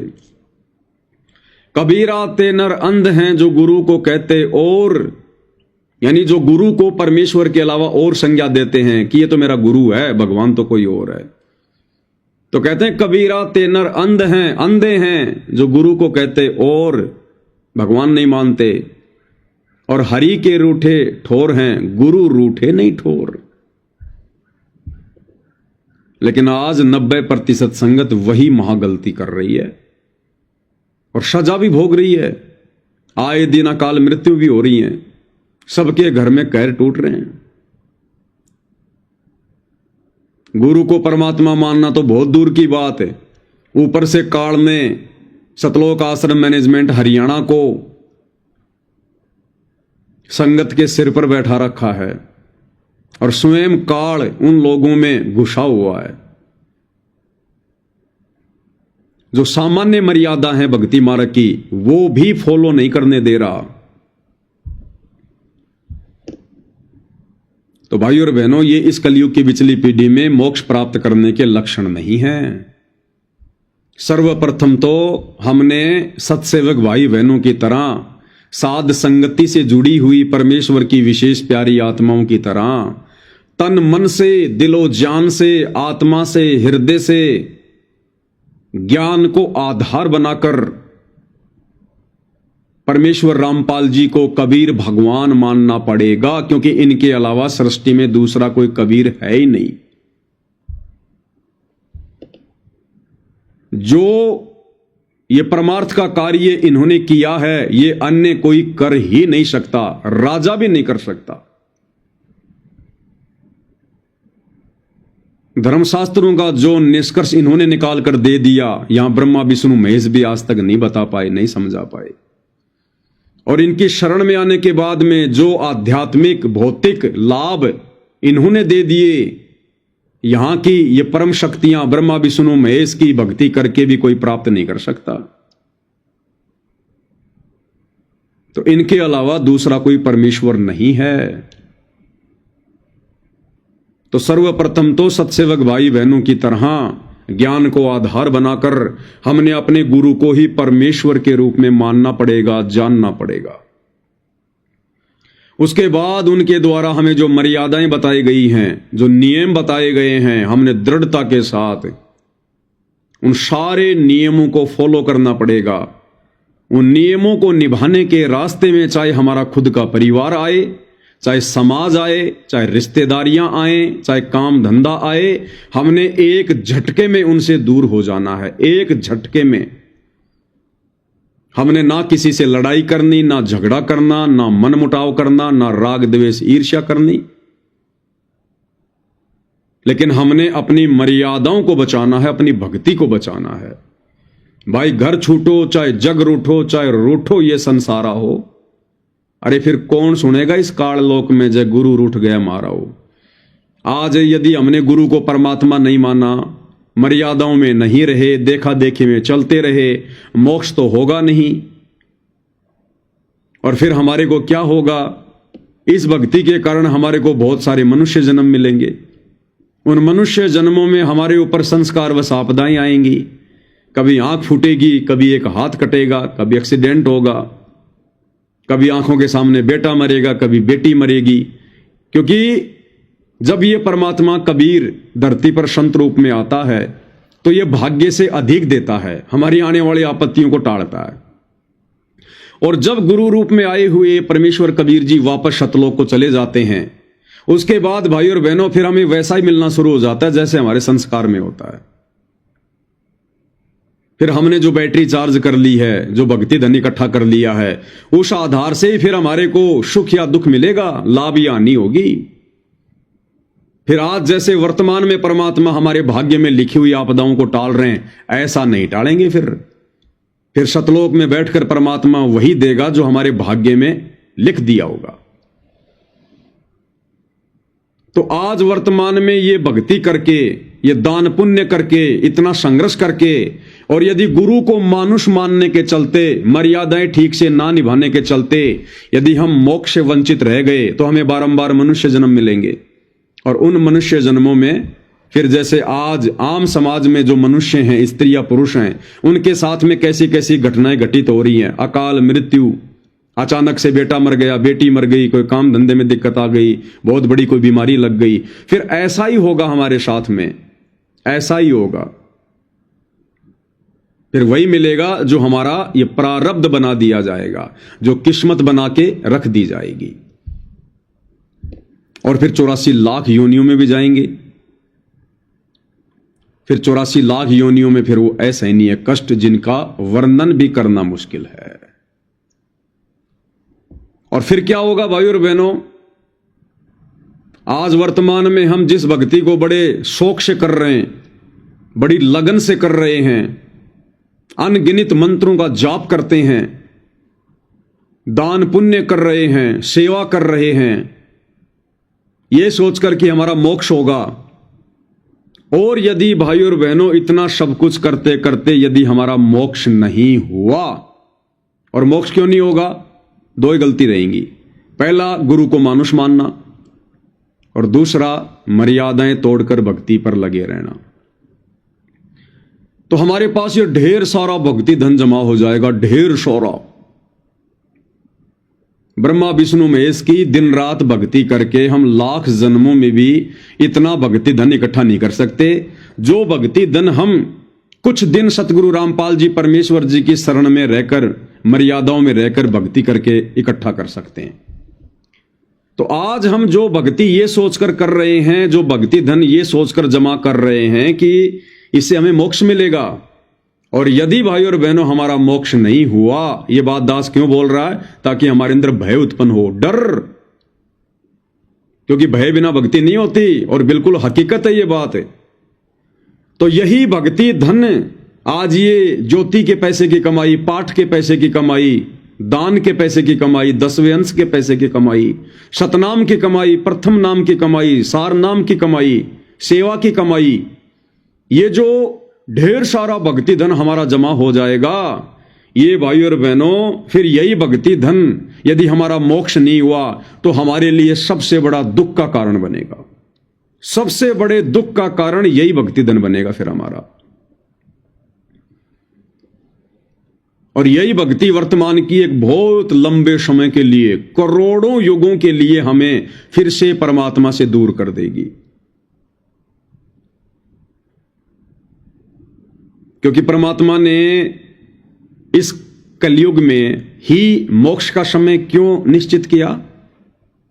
क्योंकि इस समय हम हर प्रकार से खाली हो जाते हैं, भक्ति से हर प्रकार से खाली हो जाते हैं। हमारे जितने भी जो पुण्य होते हैं वो हम 3 युगों में खा लेते हैं, खर्च कर लेते हैं, सतयुग में, त्रेता में, द्वापर में। और जब ये कलयुग आता है, चौथा युग, उस समय हमारे पुण्य नष्ट हो जाते हैं, फिर हमारे पाप कर्म शेष रहते हैं और पाप कर्मों से फिर हमारे ऊपर आपत्तियां आती हैं, दुख आते हैं, संकट आते हैं, परेशानी आती हैं।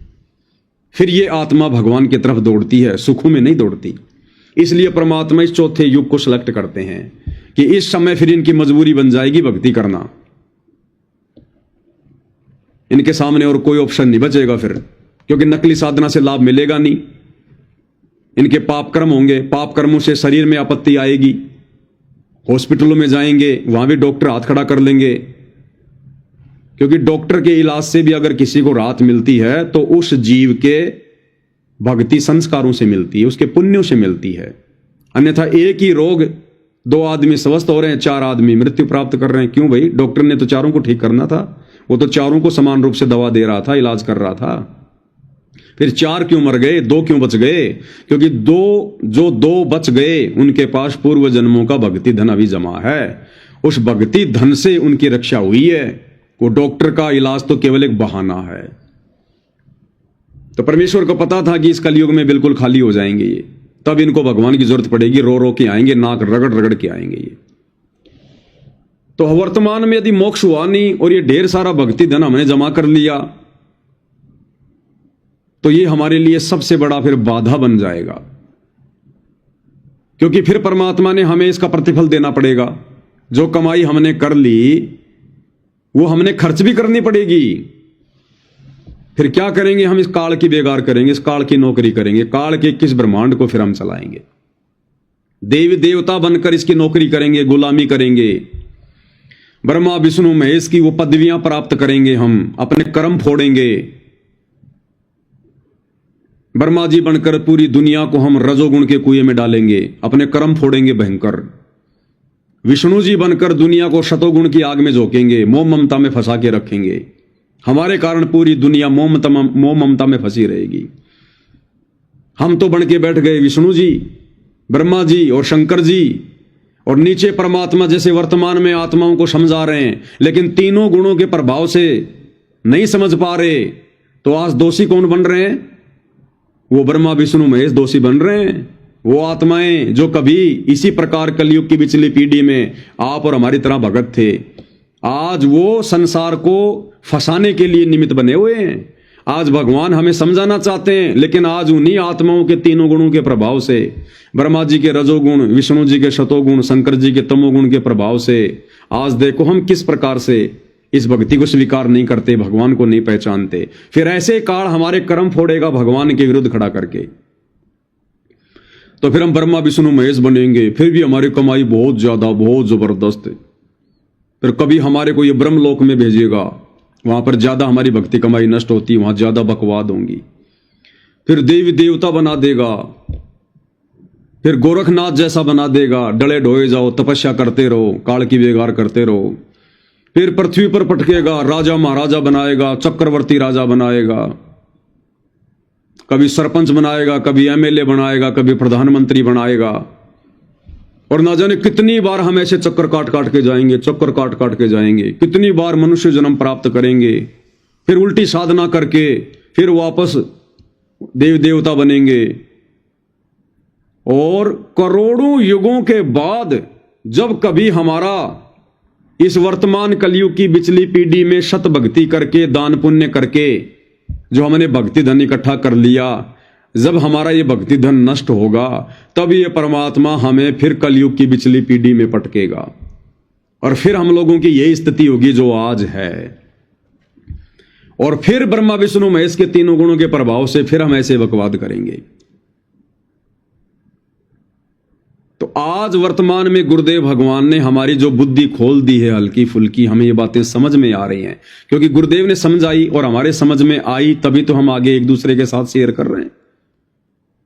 इतनी बातें तो ब्रह्मा विष्णु महेश को भी नहीं पता है भाई और बहनों, वो भी नहीं बता सकते अपने प्रवचनों में।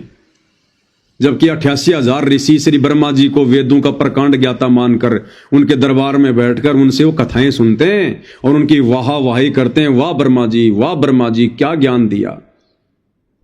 और वर्तमान में परमेश्वर रामपाल जी से प्राप्त ज्ञान आधार से हम भाई बहन आपस में मिलकर जो ये साध संगति कर रहे हैं, इसका तो 100वां हिस्सा भी उस ब्रह्मा जी को पता नहीं है, 100वां हिस्सा भी। और फिर भी वो वाहवाही का वो पात्र बना हुआ है, ये काल ऐसे फंसा के रखता है। तो आज ये थोड़ी बहुत बातें जो हमें समझ में आ गई है भाई और बहनों, इसलिए अब हमने विचार करना चाहिए कि इस प्रकार कलयुग की पिछली पीढ़ी में आके ढेर सारा भक्ति धन जमा करके आप और हम भगत भाई बहन करोड़ों बार धोखा खा चुके हैं, करोड़ों बार। हमारी ऐसे ही दुर्गति होती आ रही, ऐसे दुर्गति होती आ रही हमारी। इसलिए गुरुजी कहते हैं समझा है तो सिर धर पांव बहुर नहीं रहे सादाव, कि भाई आत्मा अगर तेरी ये बात समझ में आ गई है कि तेरी ऐसी ऐसी दुर्गति अनेकों बार ये काल कर चुका है, अनेकों बार तू कलयुग की पिछली पीढ़ी में सतगुरु से सत भक्ति लेकर अपनी बैटरी चार्ज करके काल के हत्थे चढ़ चुका है। तो अगर ये बातें हमें समझ में आ रही हैं तो भाई और बहनों फिर अब हमने सिर धड़की बाजी लगानी पड़ेगी। और सिर धड़की बाजी लगेगी जब सतगुरु का ज्ञान समझ में आएगा। और जब तक हमें सतगुरु की मेहर प्राप्त नहीं होगी, सतगुरु की रजा प्राप्त नहीं होगी, तब तक भाई और बहनों ना तो हम ज्ञान को अच्छे से समझ सकते और शौपन में भी कभी हम गुरु को परमात्मा के रूप में नहीं देख सकते। शौपन में भी हाँ, उन कागज के टुकड़ों को भगवान मान लेंगे, उन मुर्दा फोटोओं को भगवान मान लेंगे, लेकिन जिंदा को भगवान नहीं मानेंगे जब तक हमारी बुद्धि नहीं खोलेगा परमेश्वर, जब तक हमारा ज्ञान योग नहीं खोलेगा। और ये ज्ञान योग भाई और बहनों हर आत्मा का नहीं खोलता परमात्मा। देख लो इन सतलोक आश्रमों से जुड़ी हुई 90% आत्माएं, गुरुदेव के कलयुगी बेटा बेटी भाई बंधु रिश्तेदार, ये कोऑर्डिनेटर, इनके आचरण देख लो, इनके कुक्रम देख लो, इनका ज्ञान आधार देख लो, इनकी रहनी करनी देख लो। जगत से भी गई गुजरी, जगत से भी गई गुजरी। और आप और हम चंद आत्माएं जिनके ऊपर परमेश्वर ने कैसी मेहर बख्शी है। हमें परमेश्वर ने हंस बना दिया, हंस। हम लोग मरना स्वीकार करेंगे लेकिन मछली, घोंगा, मेंढक अर्थात बुराइयां खाना स्वीकार नहीं करेंगे। अब हम इस परमेश्वर को त्यागना स्वीकार नहीं करेंगे, भले हमारा शरीर क्यों ना त्यागना पड़ जाए। हम ये मर्यादा तोड़ना स्वीकार नहीं करेंगे, भले हम खुद क्यों ना टूट जाएं। हम इस परमेश्वर से अपना हाथ छुटाना स्वीकार नहीं करेंगे, भले हमारा परिवार समाज क्यों ना छूट जाए। तो ऐसी रजा आत्माओं पर परमेश्वर रामपाल जी की भाई और बहनों अनंत युगों उपरांत होती है, अनंत युगों उपरांत। ये बुद्धि नहीं खुलती भाई और बहनों, नहीं खुलती।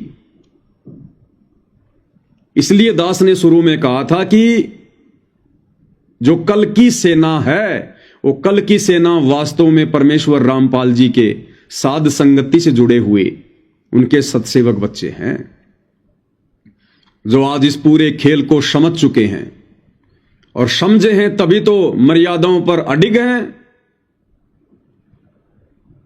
आत्म कल्याण के मामले में ना हम अपने पति की सुनते, ना अपनी पत्नी की सुनते, ना मां बाप की, ना सास ससुर की, ना समाज की, ना रिश्तेदारों की। कि सबसे पहले हमारा आत्म कल्याण है, उसके बाद में संसार है। और संसार में हम केवल उतना ही व्यवहार रखेंगे जितना व्यवहार रखने से हमारी भक्ति पर, हमारी मर्यादाओं पर कोई आंच ना आ जाए। इसलिए भाई और बहनों, पूज्य गुरुदेव भगवान ने जो विशेष बुद्धि आप और हमारी खोली है, उसके लिए हम सदा उनके ऋणी रहेंगे, सदा उनके ऋणी। गुरु को और परमात्मा मानना यह काल के लोक में नामुमकिन है, असंभव है। अपने जैसे इंसान को परमात्मा मानना, सारी सृष्टि का सर्जनहार मानना और हृदय से स्वीकार कर लेना, ये बच्चों के बस की बात नहीं है। ये हमारे युगों युगों के संस्कार आज उस परमेश्वर ने हमारे सामने लाके रख दिए। 1, 2, 10, 15, 20 जन्मों की भक्ति के कमाई के प्रतिफल में ऐसा नहीं हो सकता। परमात्मा कहते हैं, साधु सेती मस्करी चोरा नाल खुशाल, मल अखाड़ा जीतेंगे युगन युगन के माल। आप और हम इस कबीर परमेश्वर रामपाल जी भगवान की युगों युगों से शरण में आकर भक्ति करते आ रहे हैं, भक्ति धन जमा कर रहे हैं, हमारे संस्कार बनते आ रहे हैं। तब जाकर परमेश्वर ने आज हमें वो मौका बख्शा है जो आज से पहले हम इतनी हिम्मत नहीं कर पाए गुरु को परमात्मा मानने की। देखा देखी में भले मान लिया, लेकिन हृदय से नहीं मान पाए। और इस भक्ति मार्ग में फॉर्मेलिटी नहीं चलती। तो ये दृढ़ता, ये हिम्मत, ये साहस, ये जज्बा, ये भक्ति भाव, ये समर्पण, ये लगन, ये श्रद्धा, अटूट विश्वास, ये दृढ़ता जो आज हम सत्सेवकों को प्राप्त है, ये पूज्य गुरुदेव भगवान की छप्पर फाड़ दया का नतीजा है। और भाई और बहनों, इतनी सब कुछ रजा होने के बाद यदि हम नीच किसी भी कारण से परमेश्वर के यथार्थ 13वें पंथ साध संगति से हट गए, मन में कोई दोष पैदा कर लिया, मन में एक दूसरे के प्रति मन मुटाव, राग द्वेष ईर्ष्या पैदा कर ली, और यदि हमारी किसी भी हरकत से पूज्य परमेश्वर रामपाल जी जरा भी हमसे रुष्ट हो गए, जरा भी, ये लंबा चक्कर फिर हमने काटना पड़ेगा, फिर हम काल की गोद में जाके बैठ जाएंगे। इसलिए भाई और बहनों, कोई भक्ति करे या ना करे, कोई मर्यादा में रहकर चले या ना चले, कोई हमसे अच्छा व्यवहार करे या ना करे, कोई बकवाद करे या ना करे, अब हमने सत्सेवकों को देखकर भी नहीं चलना है। अब हमने सत्सेवकों पर भी अंधविश्वास करके भक्ति मार्ग पर नहीं चलना है, क्योंकि अब यह काल हमें सत्सेवकों के माध्यम से तोड़ने का प्रयास करेगा। इसलिए अब हमने अंधा विश्वास, ब्लाइंड फेथ अपने पूज्य परमेश्वर रामपाल जी के ऊपर कर लेना चाहिए।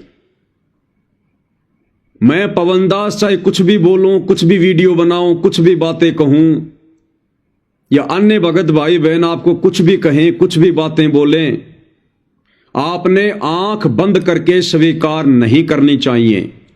सुनो सबकी और करो अपनी आत्मा की। अगर वो बातें, वो संदेशे अगर आपको गुरुदेव के तत्व ज्ञान के अनुसार सही लगते हैं और आपको लगता है कि ये बातें मैंने मेरे आध्यात्मिक जीवन में लागू करनी चाहिए और इनके लागू करने से मुझे कोई नुकसान नहीं है बल्कि फायदा ही है, तो ही लागू करें। आंख बंद करके विश्वास ना करें कि पवनदास भगत जी ने बोल दिया तो फाइनल है। पवनदास भगत जी तो परमात्मा के आशीर्वाद से 10-12 साल से सेवा कर रहे हैं, परमात्मा ने इनको निमित्त बना रखा है। भाई और बहनों, इन सब बातों का कोई लेना देना नहीं है। भक्ति मार्ग में कोई लेना देना नहीं है। भगवान ने यहां हर किसी को निमित्त बना रखा है। एक गधा सारा दिन जो कुम्हार के आवे पर काम करता है, जो भट्ठे पर काम करता है, इतना सारा बोझ ढोता है, उस गधे को भी तो भगवान ने कुम्हार के लिए निमित्त बना रखा है। एक किसान एक बैल को सारा दिन खेत में हल में जोतता है, उस बैल को भी तो भगवान ने उस किसान के लिए खेती करने के लिए निमित्त बना रखा है। तो अब यदि हमने इन बातों पर भी विशेष ध्यान नहीं दिया, गौर नहीं किया और ये सोचकर कि अब गुरुजी पवन भगत जी से गलती नहीं होने देंगे, या जो भाई बहन साथ संगति से जुड़े हुए हैं अब उनसे गलतियां नहीं हो सकती, तो ये हमारी गलतफहमी है। गलतफहमी, क्या पता परमात्मा मुझ नीच से जानबूझ के गलतियां करवा दे भाई बहनों की परीक्षा लेने के लिए। हम सबका रिमोट हमारे परमेश्वर रामपाल जी के हाथ में है, हम क्या कर सकते हैं। अरे धर्मदास जी के मन में इतनी सारी शंकाएं, इतने सारे सवाल 650 साल पहले कौन पैदा कर रहे थे? स्वयं कबीर भगवान पैदा कर रहे थे। अगर वो इतनी सारी शंकाएं धर्मदास के मन में परमात्मा पैदा ना करवाते, धर्मदास यदि इतने सवाल जवाब ना करता, तो वो इतना मोटा वो कबीर सागर कैसे लिखा जाता? तो परीक्षा के लिए परमात्मा कुछ भी करवा सकता है। और दूसरी बात, सारा खेल मर्यादाओं का। यदि मुझ पवन दास से जरा भी मर्यादाओं में चूक हुई तो काल मेरे सिर पर बैठेगा, फिर मेरे से गलतियां करवाएगा। इसलिए भाइयों और बहनों, अब यदि सारी बातें हमारे समझ में आ गई हैं, ये भगवान समझ में आ गया, ये ज्ञान समझ में आ गया, ये मार्ग समझ में आ गया, क्योंकि 2014 के बाद से परमात्मा ने बिल्कुल क्लियर कर दिया है कि परमेश्वर का मार्ग कहां चल रहा है, परमेश्वर के सच्चे भगत कहां हैं, हम भक्ति के लिए कब अधिकारी बनेंगे, कब हमारा मोक्ष होगा, भक्तों के क्या लक्षण हैं, क्या आचार विचार व्यवहार होना चाहिए। सारी बातें बरवाला कांड के बाद अपनी संगत को 2 भागों में विभाजित करके परमेश्वर ने बिल्कुल दूध की तरह नीर खीर का निवेरा कर दिया है। अब यदि भाइयों और बहनों हमने जरा भी कमजोरी दिखाई, साध संगति से जुड़कर यदि हमने सत्सेवक भाई बहनों पर भी या मुझ पवन दास पर भी यदि आपने अंधविश्वास किया, देखा देखी यदि लगे रहे, तो भाइयों और बहनों धोखा खाओगे, धोखा, बहुत बड़ा धोखा। यह परमात्मा हर प्रकार से ठोक बजा के चेक करेगा। जब तक हम 24 कैरेट सोना नहीं बन जाएंगे, जब तक हम सब अपने आप को पवन दास नहीं समझ लेंगे, अपने आप को छोटा रामपाल नहीं समझ लेंगे, तब तक भाइयों और बहनों हम यहां कभी भी धोखा खा सकते हैं, कभी भी धोखा। क्योंकि अंत में हमारा साथी केवल हमारा गुरु रहेगा, अंत में हमारा साथी ये ज्ञान आधार बनेगा। कोई भी भगत जब आप ऊपर की यात्रा करोगे त्रिकुटी की, आपके साथ में नहीं जाएगा। यम के दूत आएंगे तो कोई भी भगत आपकी मदद नहीं करेगा। कोई भी धर्म संकट की स्थिति पैदा होगी, कोई भी भगत आपको सलाह मशवरा नहीं देगा, आपको कोई समाधान नहीं देगा। अगर आपकी रक्षा करेगा तो शब्द रूप में पल पल हमारे साथ रहने वाला हमारा गुरु करेगा, कबीर भगवान सतगुरु रामपाल जी करेंगे। और ये ज्ञान जो आज हम अर्जित कर रहे हैं, ये ज्ञान हमें सद्बुद्धि देगा, हमें भ्रमित होने से, विचलित होने से बचाएगा। और ये भक्ति जो आज हम कर रहे हैं मर्यादाओं में रहकर, इस भक्ति की शक्ति से हमारे अंदर वो हिम्मत आएगी। तो भाइयों और बहनों, इन चीजों को अब हमने गांठ बांध लेनी चाहिए, क्योंकि हम इस युग परिवर्तन के लास्ट दौर से गुजर रहे हैं, लास्ट दौर से। संगत को बिल्कुल भी नहीं देखना अब संगत क्या कर रही है। अब हमारी वो सोच दूर हो जानी चाहिए। हम पहले किसी 15-20 साल पहले जुड़े हुए भगत को देखकर ना जाने क्या सोच बैठते थे, उसको बेवजह इतना आदर और सम्मान देने लग जाते थे। ओहो, अरे इस भगत जी ने तो 20 साल पहले नाम ले रखा है, ये तो बहुत पुराना भगत है। जो जितना ज्यादा पुराना होगा उस पर उतना ही जंग लगा होगा। लोहा जितना ज्यादा पुराना होगा उतनी जंग लगी होगी उस पर, ध्यान रख लेना। अरे ये तो गुरुजी का बेटा है, अरे ये तो गुरुजी की बेटी है, सब काल की गोद में है, काल की गोद में गुरुजी के बेटा बेटी। और ये तो गुरुजी का दामाद है, और ये हमारा कोऑर्डिनेटर है राजस्थान का, पंजाब का, सबके सब काल की गोद में बैठे हैं। 2014 बरवाला कांड के बाद से परमात्मा ने दूध का दूध, पानी का पानी करवा दिया है। अपनी गैर हाजिरी में हमें दृढ़ भगत बनाने के लिए, हमारी इन तमाम भ्रमणाओं को, शंकाओं को समाप्त करवाने के लिए ये कार्य गुरुदेव भगवान के आश्रम में रहते सहते नहीं हो सकता था। अगर गुरुदेव भगवान आश्रम में होते तो ये मैनेजमेंट वाले सार्वजनिक तौर पर ये कुकर्म नहीं करते जो कुकर्म इन्होंने 2014 से किए हैं। तो हमें कैसे इनकी असलियत का पता चलता? कैसे भगत के भेष में ये भेड़िए बनकर काल का कार्य सिद्ध कर रहे हैं? हमें कैसे पता चलता? हमें कैसे पता चलता कि 30-30 साल से, 25-25 साल से गुरुजी से नाम लेकर भक्ति करने वाले, गुरुजी के परिवार वाले, ये बड़े बड़े भगत, ये सारनामी, इनको तो ज्ञान की अभी तक छींट भी नहीं है। कैसे पता चलता? कैसे पता चलता कि चंदन के पेड़ के ये लोग तो सांप की तरह चिपके हुए हैं, उस पानी में पड़े हुए उस पत्थर की तरह हैं जिसको लाख साल बाद भी निकाल कर अगर दूसरे उस पत्थर से अगर रगड़ा जाए तो चिंगारी उठेगी। इनमें कोई बदलाव नहीं, कोई चेंजमेंट नहीं है। जैसे लकड़ी के अंदर आग है, उसी प्रकार इन आत्माओं में काम, क्रोध, लोभ, मोह, अहंकार कूट कूट के भरा हुआ है, कूट कूट के। हमें कैसे आज पता चलता? इनके काले चेहरे कैसे उजागर होते अगर गुरुदेव भगवान आज हिसार जेल में ना होते? इन्होंने उनकी गैर हाजिरी में उनको मानुष मानकर काल प्रेरणा से इन्होंने खुद ही अपनी पहचान करवा दी संगत को।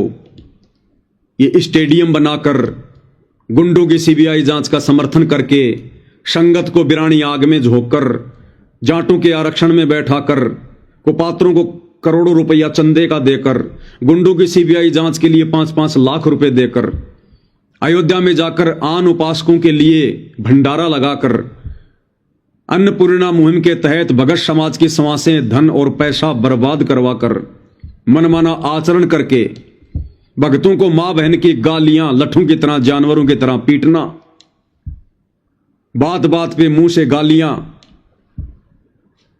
गुरु को मानुष मानना, राजनेताओं की रैलियों में धक्के खाना, भगत समाज को मर्यादाओं से दूर करना। हमें कैसे पता चलता? आज इनके कुकर्म भला कैसे हमारी आंखों के सामने आते? कैसे हमारा मोतियाबिंद का ऑपरेशन होता? जो अज्ञानता में हम इनको गुरुजी का बेटा, बेटी, भाई, बंधु, रिश्तेदार, बहुत बड़े भगत मानकर बैठे हुए थे। हम तो धोखा खा जाते बहुत बड़ा। हम तो नकलची बन जाते, नकलची। और कैसे यदि गुरुदेव भगवान हिसार जेल में जाकर नहीं बैठते तो आज कैसे हम उनको परमात्मा मानते? हम उनको मानुष ही मानते रहते, अपना गुरु ही मानते रहते, और उसी दाढ़ी मूंछ वाली कबीर की फोटो को हम भगवान मान के पूजते रहते। हमारी हिम्मत नहीं होती उस काल्पनिक दाढ़ी मूंछ वाली कबीर की समझे जाने वाली फोटो को फाड़ फाड़ के दिखाने की। अगर गुरुजी आश्रम में होते तो हमारी हिम्मत नहीं होती एक शब्द भी सोशल मीडिया पर लाइव आकर भगत समाज को समझाने की। अगर गुरुदेव भगवान हिसार जेल से बाहर होते तो अगर एक शब्द भी हम बोल देते काल के खिलाफ, इन मैनेजमेंट वालों के खिलाफ, गुरुजी के परिवार के कुकर्मों के खिलाफ, कोऑर्डिनेटरों की मूर्खता के खिलाफ, 2 घंटे बाद गुरुजी के पास हमारी प्रार्थना पहुंच जाती आश्रम में और हमारी नो एंट्री करवा दी जाती, हमारे मुंह पे ताला लगवा दिया जाता। इसलिए परमेश्वर ने यह समय देखा कि ज्ञान बहुत दे लिया, अब इस ज्ञान की परीक्षा ले लूं, मेरे कितने हैं, काल के कितने हैं। जो मेरे होंगे वो तो मेरे से ज्ञान आधार से ऐसे चिपके रहेंगे जैसे चुंबक से लोहा चिपक जाता है, और जो काल के होंगे वो अपनी बकवाद कर करके और अपना चेहरा बेनकाब कर देंगे संगत के सामने, उदाहरण बन जाएंगे। वर्तमान की आत्माएं भी समझेंगी और आने वाला भक्ति जो समय है, उस समय की जो आत्माएं वो भी सावधान रहेंगी। तो भाइयों और बहनों, ये खेल सारा परमेश्वर रामपाल जी का चल रहा है। वो सारी सृष्टि का मालिक, सबका सृजनहार, जिनके आधे बाल के बराबर ये पूरी सृष्टि नहीं है। उनको किसी जज ने सजा सुनाकर बाई फोर्स जेल में नहीं बैठा रखा। जिस दिन ये परमात्मा सबके सामने प्रकट होगा, वो तुम्हारे जज भी जाकर उनके चरणों में नाक रगड़ेंगे, अपनी गलतियों के लिए बारंबार क्षमा याचना करेंगे। इस परमेश्वर को जेल की दीवारों ने नहीं रोक रखा।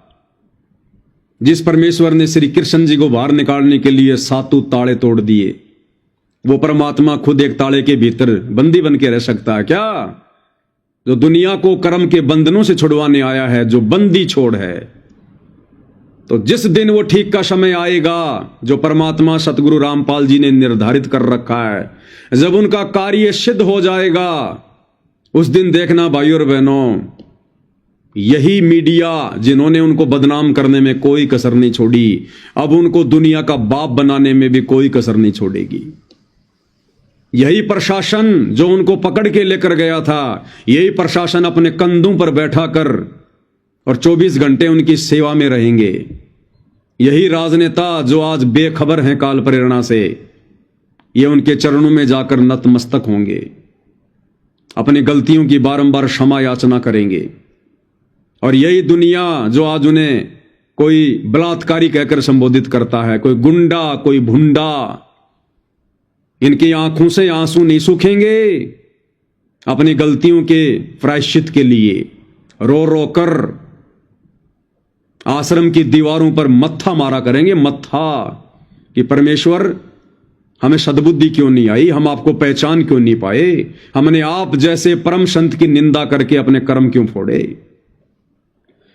और ये ज्यादा समय की बात नहीं है भाइयों और बहनों, 75% कार्य कल की भगवान रामपाल जी परमेश्वर जी का समाप्त हो चुका है, मात्र 25% बचा है। और ये 25% आने वाले 4 से 5 साल में परमेश्वर पूरा कर लेंगे। और ये सारा सब कुछ क्यों कर रहे हैं परमात्मा? आप और हमें, जो आत्माएं अधिकारी हैं मोक्ष की, जिनका समय आ गया सतलोक जाने का, जो सात संगति रूपी ट्रेनिंग सेंटर से जुड़कर अपने आप को दिन प्रतिदिन निर्मल कर रही हैं, निखार रही हैं, शुद्ध कर रही हैं, भगत बनने की, दास बनने की दिशा में आगे बढ़ रही हैं, आप और हम आत्माओं के मोक्ष के लिए।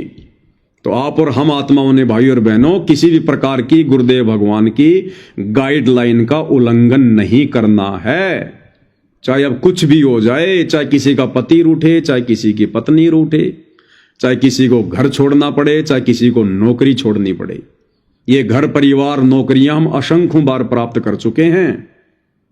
अब हम सच्ची सरकार की सच्ची नौकरी प्राप्त करेंगे, सतलोक में जाकर सच्चा सुख प्राप्त करेंगे, सतलोक में जाकर। उसके लिए भाई और बहनों हर प्रकार से अब हमने चौकन्ना रहना पड़ेगा, क्योंकि शुरू में इस काल ने संगत में कुसंगत पैदा करी।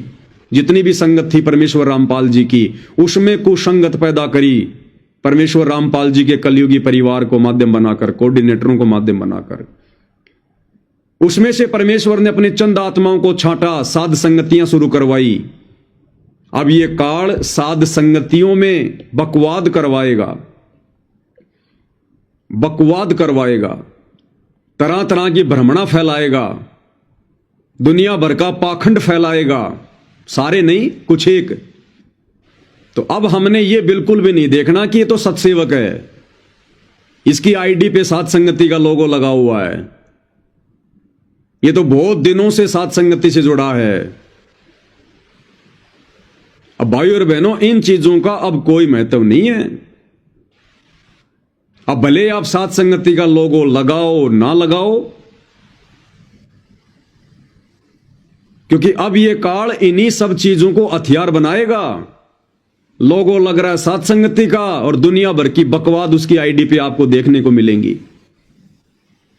और आप क्या करोगे फिर? या तो मेरे पास में मैसेज करोगे कि भगत जी देखना, इसकी फेसबुक पे ये साध संगति का लोगो भी लगा हुआ है, और भगत जी ये तो पटाखे भी फोड़ रहा है, ये तो गाने गा रहा है।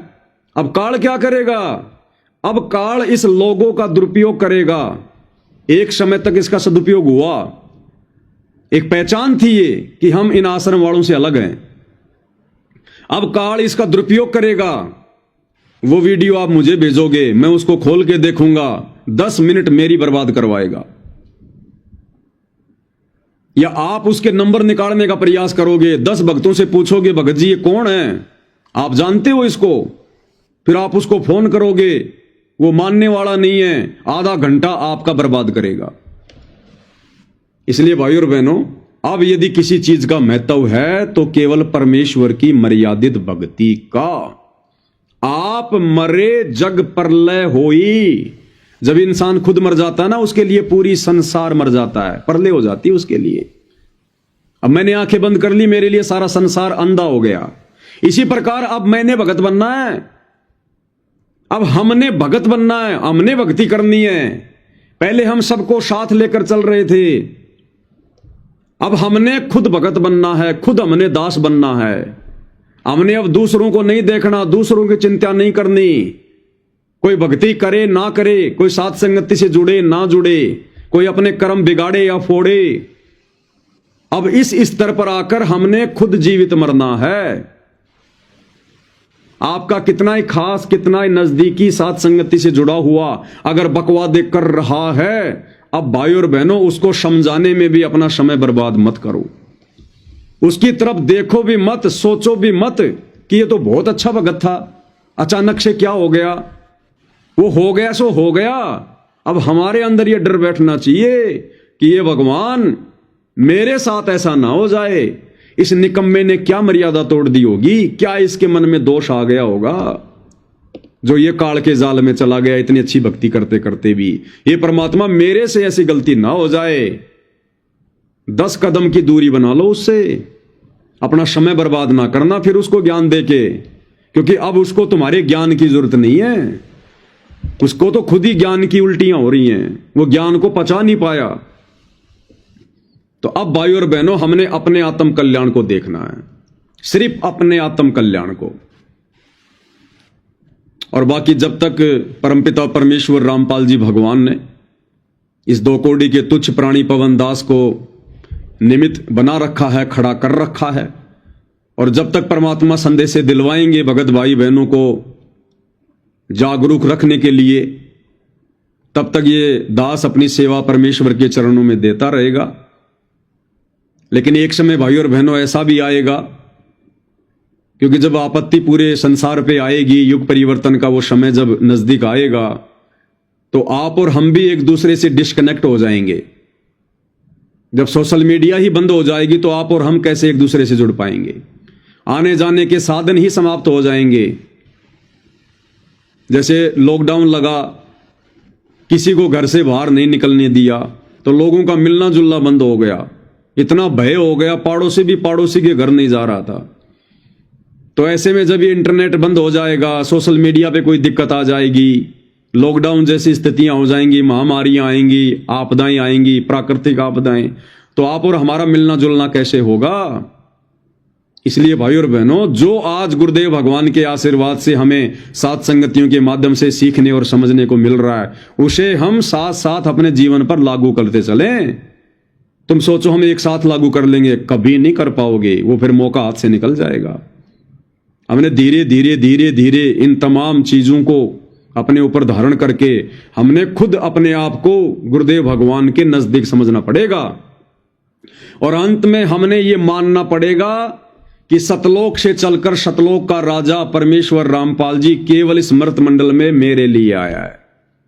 प्रत्येक भगत ने यह सोचना पड़ेगा कि मेरा बाप सतलोक से चलकर मेरे लिए आया है और मैंने सतलोक जाना है, और किसी का ठेका नहीं है, चाहे कोई जाए या ना जाए। हमने ये सोचकर इस भक्ति मार्ग पर अब आगे कदम बढ़ाने होंगे। तब भाई और बहनों, हमारा यहां से ये मोह ममता वगैरह, ये झूठी यारी दोस्ती रिश्तेदारी, तब जाकर हमारा इनसे मोह भंग होगा ही। क्योंकि इस भक्ति मार्ग पर मित्रता भी नहीं चलती है, और भक्ति मार्ग में तो मित्रता वैसे भी जहर के समान है। बाकी अपनी तरफ से हमने किसी से कोई मनमुटाव नहीं रखना, कोई राग द्वेष ईर्ष्या नहीं करनी। जब तक परमात्मा मौका दे रहे हैं, आपस में हम भगत भाई बहन एक दूसरे से मिलें। कहीं कोई साथ संगति है तो आए जाएं, लेकिन अपनी मर्यादाओं को आगे रखें। अगर लगता है कि यहां मर्यादा नहीं है, यहां बिल्कुल परमात्मा के नियमों के विरुद्ध हो रहा है, तुरंत अपना बैग उठा के चल दें। किसी से पूछने की जरूरत नहीं है, ना किसी से शर्मा शर्मी करने की जरूरत है, ना लोक लाज में आने की जरूरत है कि ये क्या सोचेगा, वो क्या सोचेगा। अन्यथा अपना घर बैठ के भक्ति करो। भगवान ने ज्ञान पूरा दे दिया, सोशल मीडिया सबके पास में है। रोजाना परमात्मा ने दास की ड्यूटी लगाई रखी है।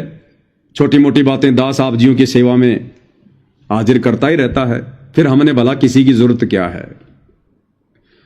सबको भक्ति विधि परमेश्वर ने सब प्रकार से समझा दी है, कैसे भगवान को प्रसन्न करना है। गुरु को हमने परमात्मा मान ही लिया है, आरती उनकी उतारनी शुरू करी दी है, भोग लगाना शुरू करी दिया है। फिर हमने कहां धक्के खाने की जरूरत है, कहां भटकने की जरूरत है। महीना 2 महीना 3 महीने में छोटी मोटी कोई साथ संगति करो तो अपने आसपास के भक्तों की कर लो, ज्यादा दूर जाने की हमने जरूरत नहीं है। और अब आदत डालो घर बैठ के भक्ति करने की, क्योंकि आने वाले समय में लंबे समय के लिए घर में ही बैठना पड़ेगा जब परिस्थितियां बिगड़ेंगी। तो अब वो समय नहीं रहा भाई और बहनों। अब ये परमात्मा रामपाल जी ही अपना गला नहीं फाड़ेंगे सारी जिंदगी। सन 1994 से परमात्मा ने जो मेहनत की है, जो संघर्ष किया है, आदमी का कालजा फट जाए, कालजा कर नहीं सकता कोई। अरबों खरबों रुपया एडवांस में बैंक में डालकर कोई कहे कि ले भाई तेरे को पैसे की कोई दिक्कत नहीं है, ये गाड़ी घोड़े ले और तू ये काम कर। तो जो काम परमेश्वर रामपाल जी ने किया है 30 वर्षों से, उसका 1% भी नहीं कर सकता कोई आदमी, 1% भी।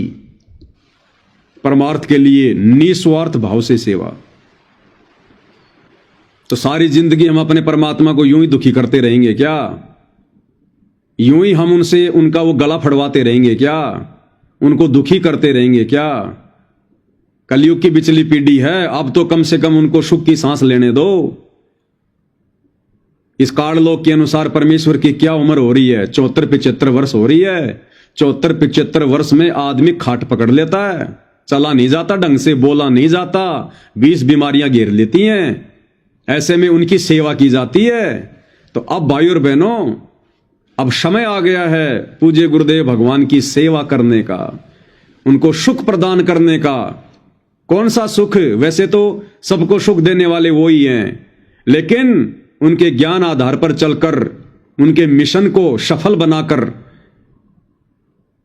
उनको यह प्रसन्नता देने का कि हां अब मेरे बच्चे मेरे मिशन को समझ चुके हैं।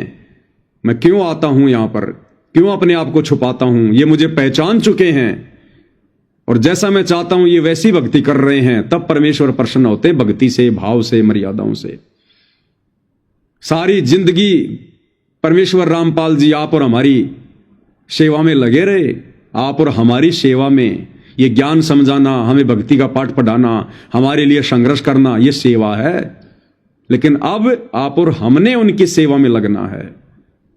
आप और हमने अब उनको अपनी पलकों पे बैठाना है, परमेश्वर मानकर। और ये मौका ना जाने आने वाले समय में किन किन सौभाग्यशाली आत्माओं को मिलेगा। ये तो परमेश्वर ही दया बख्शेंगे भाई, ना मैं कुछ कह सकता, ना आप कुछ कह सकते। परमेश्वर अपने अंतिम दिनों में किन किन आत्माओं को अपने पास में रखेंगे, ये तो परमेश्वर के ऊपर है।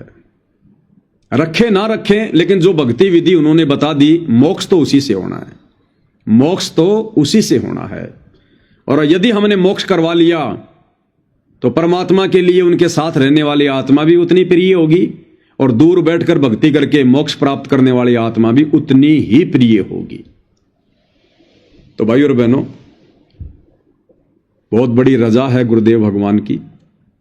परमेश्वर ने सद्बुद्धि दे रखी है, हल्का फुल्का हम भाई बहनों का ज्ञान योग खोल रखा है, तभी ये दास इस गंदी जुबान से 2 शब्द उनकी महिमा में निकाल पाता है और आप भाई बहन समझ पाते हैं। नहीं तो हमारे खुद के भाई बहन जो सतलोक आश्रमों से जुड़े हैं, इन्हीं बातों को सुनकर, और उन्हें पता है कि यहां पर गुरु की महिमा हो रही है, उसके बावजूद भी वो ना जाने कैसे कैसे कमेंट्स करके निकल जाते हैं। और जगत वालों की तो हालत ही खराब है, वो तो सीधा गाड़ी से नीचे बात ही नहीं करते। तो अब हमने भाई और बहनों किसी को नहीं देखना है, अपने खुद के आत्म कल्याण को देखना है, क्योंकि अब आत्म कल्याण का समय आ गया है। तो भाई और बहनों, पूज्य गुरुदेव भगवान के आशीर्वाद से आज की साथ संगति में केवल इतना ही। आगे परमात्मा दया करेंगे, फिर से दास सेवा में हाजिर होगा। तब तक गुरुदेव भगवान हम सभी आत्माओं को आशीर्वाद दें, हमारा मार्गदर्शन करें बंदी छोड़ सतगुरु रामपाल जी परमेश्वर जी की जय हो।